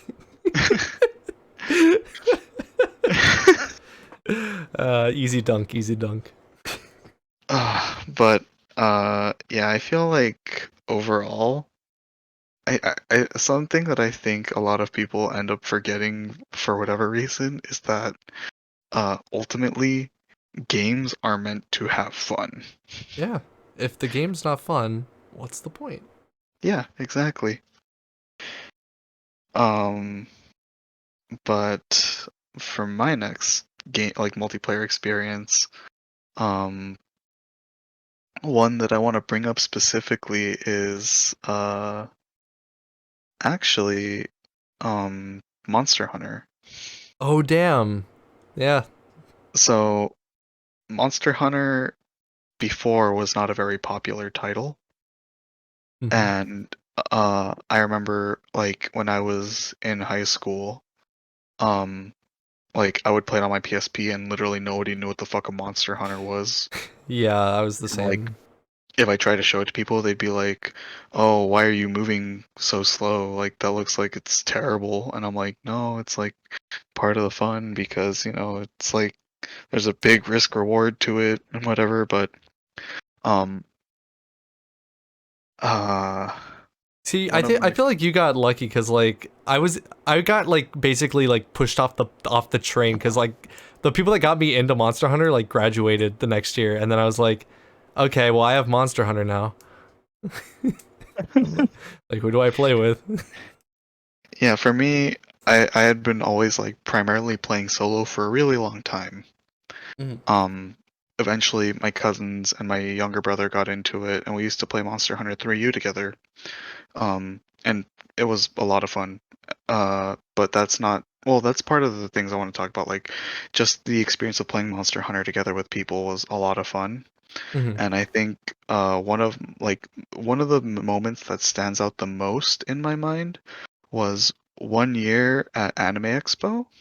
Um, Capcom had what they called like a little hunter's lounge, and Yes. it was a little booth in the exhibit hall, and it wasn't like a big thing because I remember one year they when Monster Hunter 4U came out, they had the whole Monster Hunter 4U caravan, Yeah, that was the one which I saw.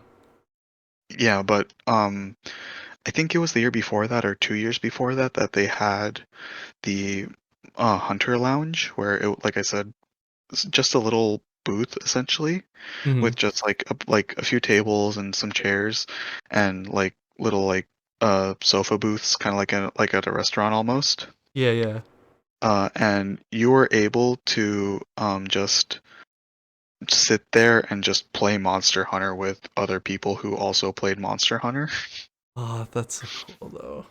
And I had so much fun just meeting people, trading guild cards with like Street Pass, um, like helping people out with quests and whatnot. Bro, Street Pass. Oh my god. And then when Monster Hunter 4U came out and uh like I was going to college at the time, uh I tried my fucking damnedest to get so many people into Monster Hunter. Cause I was like, I will be quiet about this shit no more. Admirable. Like everybody I fucking know is gonna hear about how great Monster Hunter is and why everyone should be playing this shit because I am sick and tired of no one knowing about Monster Hunter. I was the opposite. The minute the first person I showed Monster Hunter to said, "What the hell is this?" I shut it off. I was like, "Nope, nothing. I don't know what well, I don't know. It's like a Japanese game or something." And you want to play Mario Kart? Like, No, and I remember like the first person I got into was again Tiny. oh yeah. Like I bugged this dude nonstop, like fucking every day, like, oh, check out the demo. There's a free demo. Like you can fucking play like any of the 14 weapons. Like just try it. It's fucking It's fun. free Like, through level Don't- 60, including the. But uh, eventually he tried the demo and like he really enjoyed it, and then he got the game and like he fucking fell in love with the game. yeah, man. And like we used to play between classes, we used to play online. We had a third friend who lived kind of close to El Camino.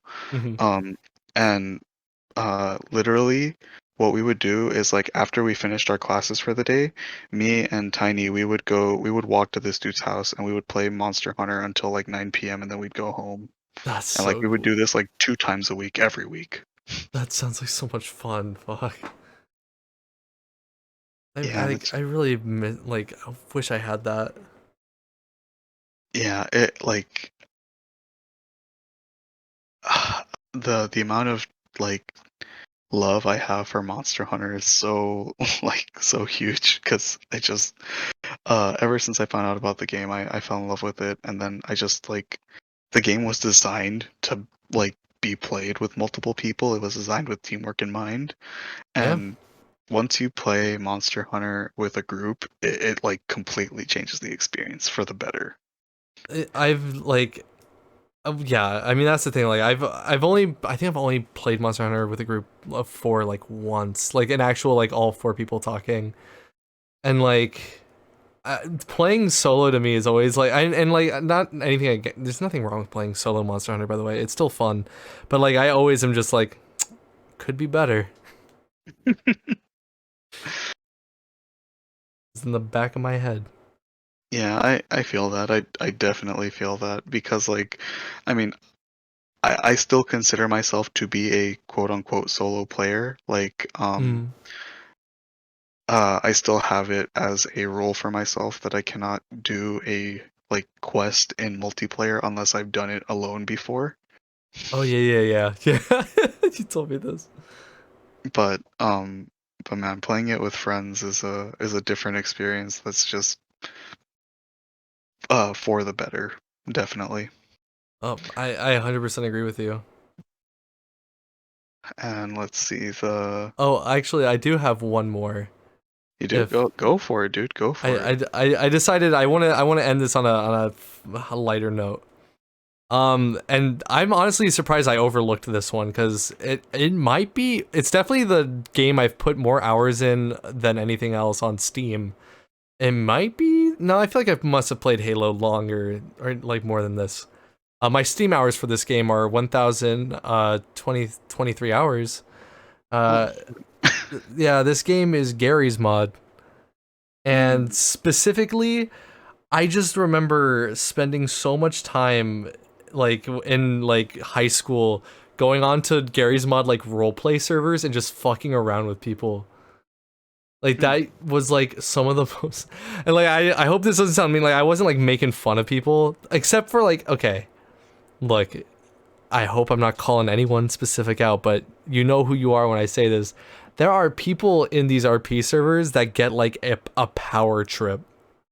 Like Mhm. they like just get this feeling of power and like it honestly like it's really sad. Like sometimes you just see people that like are just trying to have fun and like people come in and like just try to like they're like, oh, I'm RPing the president now and like I'm actually in charge of this and I'm kicking you out and like it's like making shit unfun. But like I remember like going into like RP servers with like friends and like we all just like would come up with like really ridiculous like characters and stuff like that and just like either annoy people like that or like just straight up just try to make people laugh. Mhm.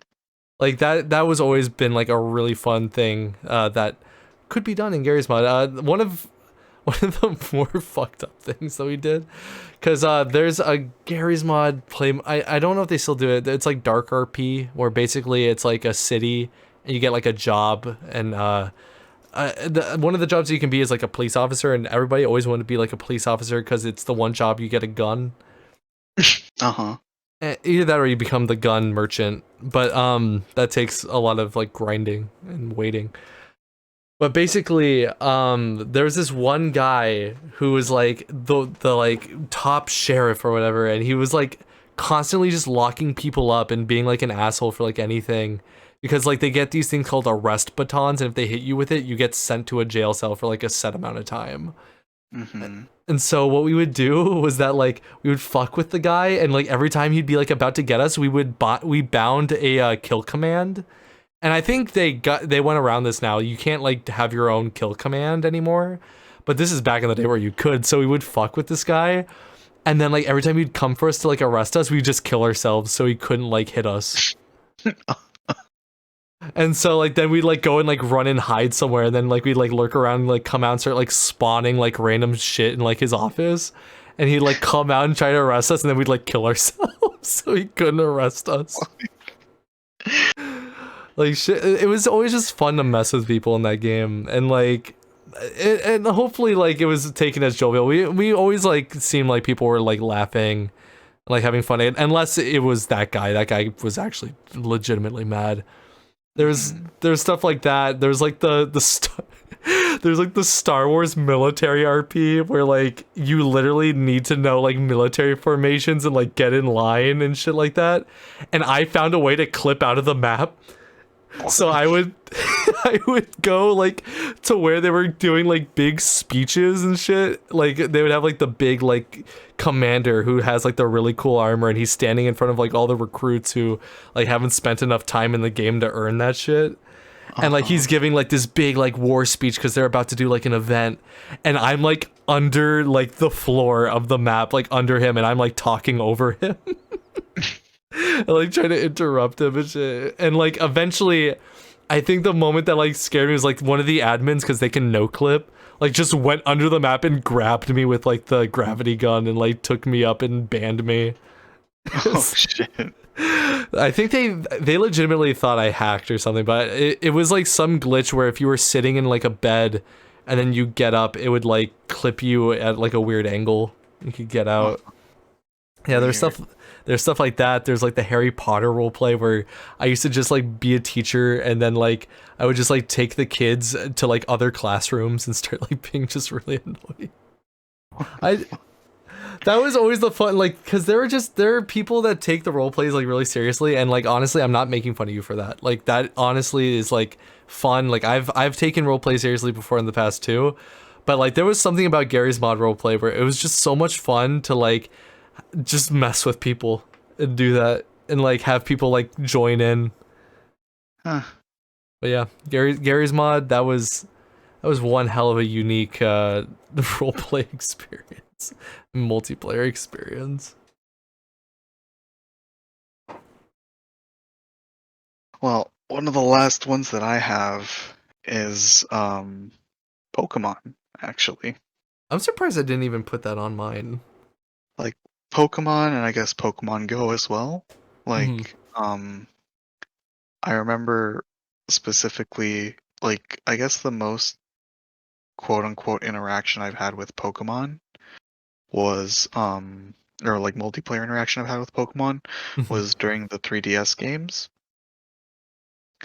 I remember a friend of mine invited me to join a Facebook group for it was like a Pokemon battling Facebook group where like there would be people who would be like designated gym leaders, and there would Holy be shit, that's the cool. Elite Four and everything, Oh and my people could god. like challenge you and whatnot. Uh-huh. Uh, Fun fact, I made one of the other gym leaders quit. What? So I was one of the gym leaders, right? What the fuck? And there was this one dude who said that he believed that like his fire team could not be beat. He was the fire type gym leader. Uh-huh. I was the dragon type gym leader. God. You're already And broken to begin with. no, dragon's not broken, dude. It's broken.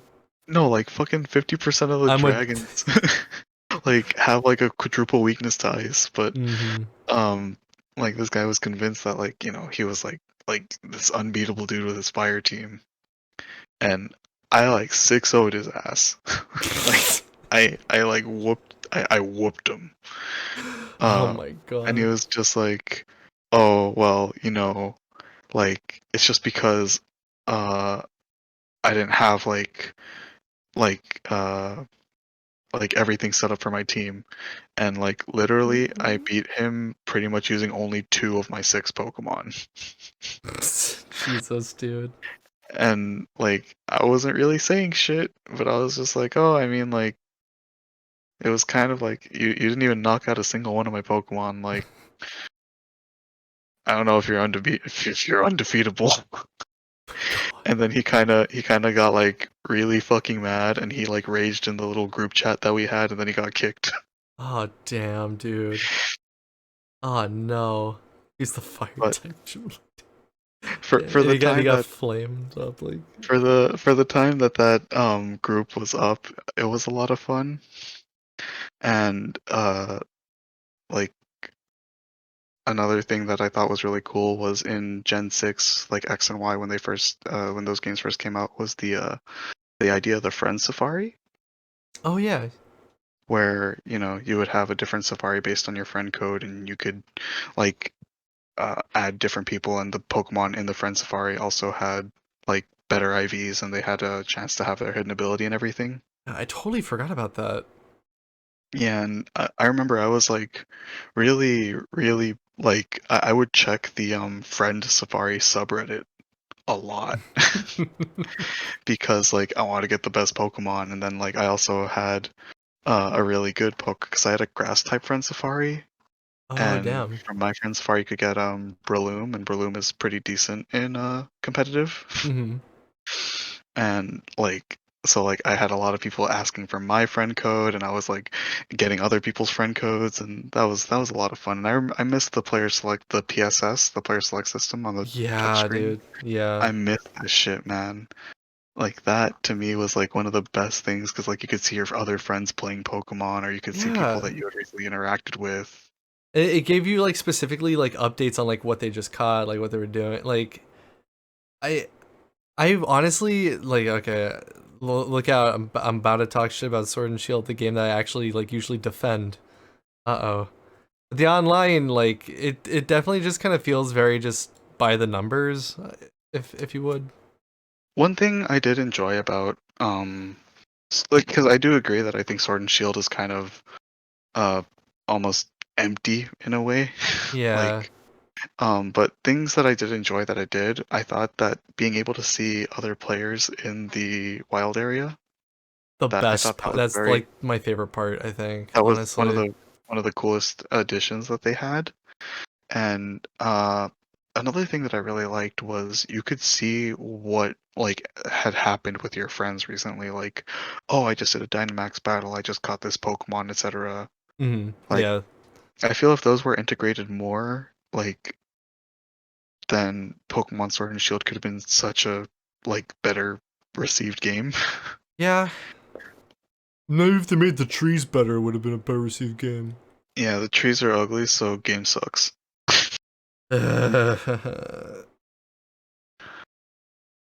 Every day I think about that damn tree. Every freaking day.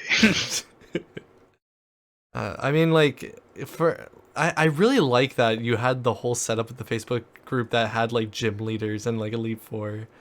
Yeah, cause like the way that it worked was like I guess like the four group of like the group of four friends who started the thing at the very beginning, they were the Elite Four, Oh, so and they then didn't really earn it. They just gave themselves the title. yeah, but then like if you wanted to be Ew. a gym leader, you had to like kind of like apply for it, and then you had to battle each one of the Elite Four, and then they would like essentially like rate They you. knight you. Oh my Almost, yeah. god. I really like. It'd be cool if that was like a common thing where it's like you could actually like I'm putting myself in my shoes as a kid and being like, oh, in my school there actually is like a gym, like there's a whole gym, like 8 gym leaders and an Elite Four. If I wanted to actually like challenge it, like there's actual like school rankings or something like that. That'd be so cool. Yeah, I remember like each one of the gym leaders, like you know how in Pokemon you have your own trainer card? Yeah. Each one of the gym leaders, we and the Elite Four members, we each made our own trainer card with like the Pokemon that we had on our team, so that way like the people Oh, challenging us that's could so even like cool. know what we had and stuff, but like they would know like how we would use the Pokemon and whatnot. The only problem is you got to get a bunch of badges printed and gotta hand those out. Well, we didn't do it like that specifically because like this was like an online group where I like know, people yeah. were from like all over the world. It, Yeah, it just was more or mail less them like badges. it was more or less like we would just be like, all right, you got our badge, enjoy here's a it. here's a PNG. This is your badge. I drew a circle in MS Paint. Here it is. It's like you. This is like barely. This is like an octagon. Yeah, take it. Oh, dude, I have made I have made many a meme with MS Paint. My MS Paint skills are fucking on point, dude. Do not underestimate Tyus's MS Paint skills. Here, wait, let me see if I can find one I can send you. Please, I'll put it. I'll put it in the thumbnail. If not the thumbnail, it's gonna be on screen like literally right now as I'm speaking. Look at Oh that. no, no, like, because it's like stuff that I don't think like a lot of people would understand. But okay, so here's one. Here's one that I did. I will send it to you now. But so I made this meme for my Final Fantasy 14 raid group. Cause like, we always, how I joke with you about, having a smooth brain, Oh yeah. right? So so this this is a picture of my brain normally. Yes. It's a raw chicken breast. Yes. And then this is a picture of my brain on raid day. It's the fucking. Is that red mage hat? Yeah, exactly. That's exactly what it is. Oh my fucking god. Is that And then all? Is that all just the fucking like spray? no, I specifically used Uh, crayon. Oh my fucking god. Or let's see. Uh You know that meme with like the little girl going up to like another girl and then like she opens her hand and drops something on the little wooden plate and she like asks for something? Yeah. Okay, so I made this one when I was asking my group because I don't have any crafters leveled on my raid character and I was like I need gear I love the kill. One gear, please. Aw. Damn. Okay. I am again blown away by just like honestly what's that like one artistic thing, like it's like that spiral test, you know what I'm talking about? It's like this shape that you can fit in like every single like masterpiece of art. Oh, like the golden ratio? I think so. Is that the like it like spirals in? Yeah, the Yeah, golden ratio. yeah. All of these match that. That's what I'm saying. And like I guess this is like going back to something from a while ago, but here is that news article from that gaming site that me and my friends are mentioned in, and here's the picture of me and two of my friends, and then two strangers playing Street Fighter on my laptop. What the fuck? Oh my god. Yeah, there you are. What the fuck? Oh, you actually posted it. I was just scrolling down through the article. I found it. Holy shit. It's real. It The is real. the legends are true. But yeah, it's like, I mean, I guess we should have opened up with this, but I think that multiplayer in video games is such a great thing. Yeah, I mean, gaming well, actually no. I guess well, wasn't the first game Asteroids or something? Wasn't it Pong? That's because I was gonna say Pong. I was gonna be like, well, technically, gaming began with multiplayer, and Pong took the world by storm. The first ever rage quit happened in 1983 at the first Pong tournament. Yeah, I want to know the first time anyone threw a controller in rage. Documented. Like, what is that? Oh my god. What I would Fuck. give to see like rage compilations from like the 80s. Flip the Please. entire fucking arcade console. Yeah, just flip it all over. You can't But even lift it. But yeah, like what is it? Like I think that there's something that is so like important about multiplayer in video games. Yeah. Like um I mean, look at esports nowadays. Look at uh just how big uh streaming has gotten, especially with games like Among Us and Fall Guys and uh whatever like the popular game of the month is. Yeah, that's true. Those games are, I mean, literally just all about multiplayer. Yeah, and I think that um the best thing about multiplayer games, especially during this time of the pandemic, is that you're able to connect with people that you normally wouldn't be able to. Like, I think that that aspect of gaming and the ability to have like, you know, a person to person connection is is really, really important. I truly do believe that like gaming kind of proves because a lot of people will say like can't really have that online like connection like when you're talking to someone like over the internet, but like multiplayer games I feel like break that boundary. Like I really do believe that. Hmm.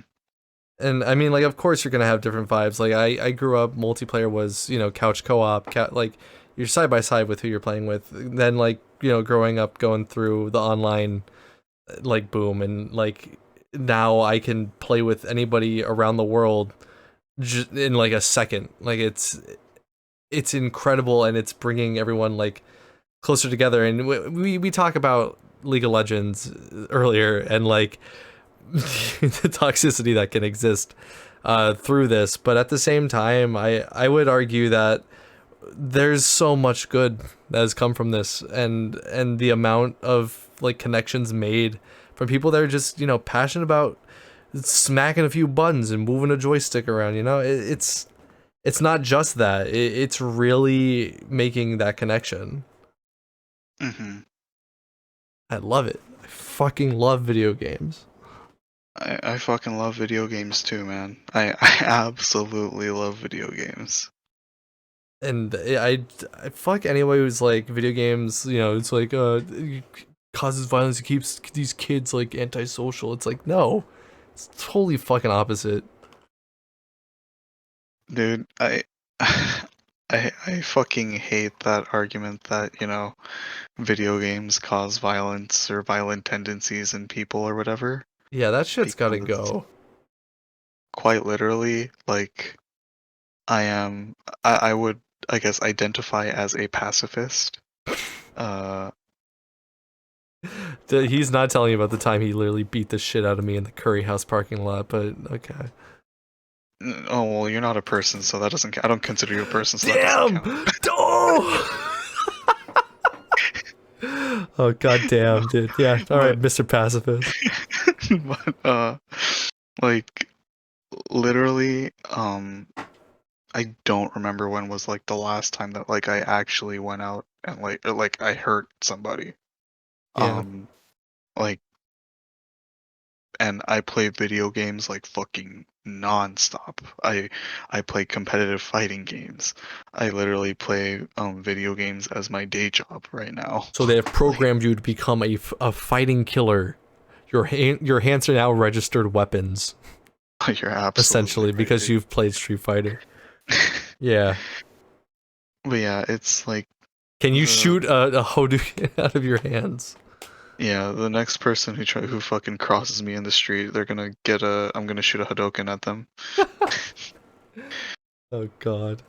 But yeah, I just I I hate that whole thing of, you know, video games make you violent. Yeah. So It's stupid. it's so stupid. And yeah, man, I don't know, like it's just incredible how far we've come, what multiplayer games are now compared to like what it was growing up. It's and it's going to keep changing, really. I think the next evolution of multiplayer games really are the idea of like, and it's been kind of done. And by the way, when I say that this is the future, I'm not saying like it's going to replace anything. I'm just saying it's probably a new avenue that stuff's going to go down. But I'm thinking like crowd, like multiplayer games, like stuff where like the Twitch audience like gets involved and stuff like where there was one game I was thinking of specifically, but like just interactiveness between like the a bunch of people watching somebody play a game.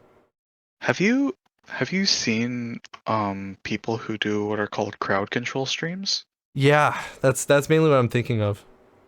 Yeah, because I love the idea of it because like you said, it adds interaction with not just like not just watching the streamer play the game, but also you essentially like as a spectator, you get to uh like interact directly with the streamer.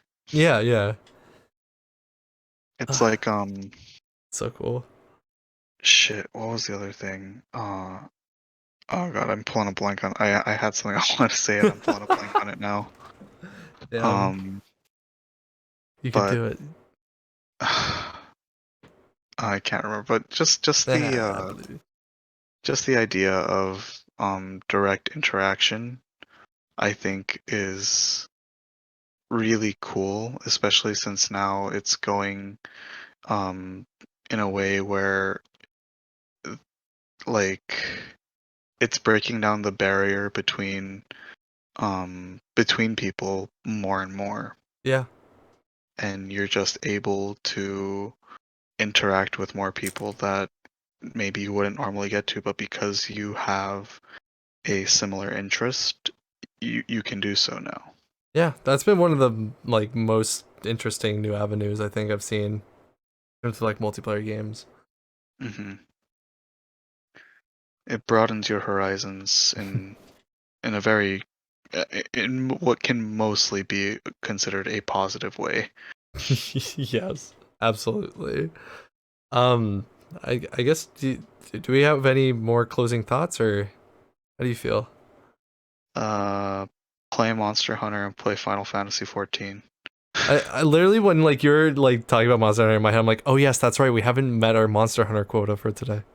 I Don't worry, I got us covered. was like, holy shit! Like today's like the first time we didn't mention it in the news segment.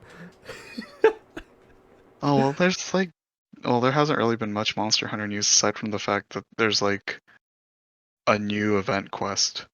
Hell yeah, I gotta play. Fuck, I gotta play. Yeah, man. I play. Yeah, play Monster Hunter. Buy buy drugs. Eat ass. Do a kickflip. You know the story. Yeah, this same shit we In say every week. in that order. As always, guys, this has been Tug PP, the Untitled Gaming Podcast Project. As always, also down in the details. I guess it's description. There's links to, of course, all of our different socials, all of our different stuff where we do the things. You could see it all down there. It's all easily accessible. I want to thank you guys again for listening to us ramble on about things that we're passionate about and our very very cringy Mario Party experiences. And I'm letting y'all know that next week's episode, I am going to gush about Final Fantasy 14 because whatever they announce at FanFest is definitely going to be something I'm excited for. Oh, guys, yeah, prepare. Next week it is a Final Fantasy 14 episode. So, get ready to be sold on a game if you haven't been sold already. Get On ready the to hear us talk about a game for like 2 hours, and that's it. You fucking know it. But that's, I mean, hey, it's our podcast. We can do whatever we want. God damn it. We already did that for Monster Hunter Rise. Yeah. Oh wait, I also wanted to bring up one other thing Hmm. about multiplayer experiences. Oh, yeah, yeah, yeah. This is again about Final Fantasy 14 and just how silly some of the community is. Oh, God. Um, I literally this happened a few weeks ago. Oh, no. My girlfriend and I and some of our friends, we were in one of the areas, Idleshire, Hmm. and out of nowhere, I just decided to put on the did you get the snowman mount for Yeah, Christmas? yeah. Yeah. So I put on that mount and I just stood there. And then like my girlfriend put it on and then like the three of her other friends put it on. And then people just saw like a line of 5 snowmen standing there. And then more people started getting in their mounts and just standing and we all lined up. And then uh like more people would come and they'd look at us, they'd target us, they'd laugh. uh some people came and took pictures with us. Oh. One of my favorites was, let me see if I should have the screenshot somewhere, but this Lalafell, she came up, saw what we did, left for a little bit, came back later, and she glammed uh into a an elf glamour and stood in Oh front of my us and god. posed. That's so cute. And like I also remember on another server, me and my friends, we did we did some raid. I don't remember what raid we did, but then afterwards we ran into some of the people at oh no, we did the Odin Fate. We did the Odin Fate. Then a bunch of people teleported to Mordona to trade in parts that you get from the Odin Fate. Mm. And for whatever reason, I just went into and I just got into the fucking snowman mount because I love that mount. And a bunch of me and then like other people started getting into it, and then I out of nowhere I just decided to hard target one person, and everybody targeted that person, and this guy was like, I don't like where this is going, and then like he started running, and I was like, I just said in shout chat like after him, my brothers. And like because when you walk in that mount as opposed to run, like Mm-hmm. your character doesn't hop, the No, snowman yeah. just slides. The slides, yeah. So all of us start sliding after him, and then he starts like running upstairs and stuff, and then that mount can also fly, so there's just a horde of flying snowmen going after him. Oh my fucking god, dude. And it's just shit like that that I love. I don't have the picture of like all of the snowmen, I have a but screenshot it's of when me and some friends just did like because we all are different races, so like we were able to line them up in like shortest to tallest. Like oh nice, nice. I'll just throw that in so that people get an idea of what that mount looks like. And just Yeah, imagine it slowly sliding towards you. I An sent you a army of picture of them. what we called our snowman family. Aw. That's a good And then I picture. put the action lines just to fuck around with it. Oh Oh my wait, god. wait. Did you fight? I found a better one. This is one where we had like I think like 11 people using the snowman. Oh my god. Wonderful. Definitely have not seen that many together at once. Jesus Christ. Yeah, and like the Final Fantasy 14 community is always down to just do stupid shit like that. I love it though. Yeah. But yeah, that was the last thing for me. And Alright. but Well, so yeah, to alright. all the people still listening, thank you so much for listening to this episode of the Untitled Gaming Podcast Project. We'll catch you next week where you'll be annoyed at us for only talking about our favorite MMO. Final Fantasy XIV Online: A Realm Reborn, featuring a free trial including level 60 and the critically acclaimed expansion Heavensward. All for free, by the way. FanFest, let's fucking go!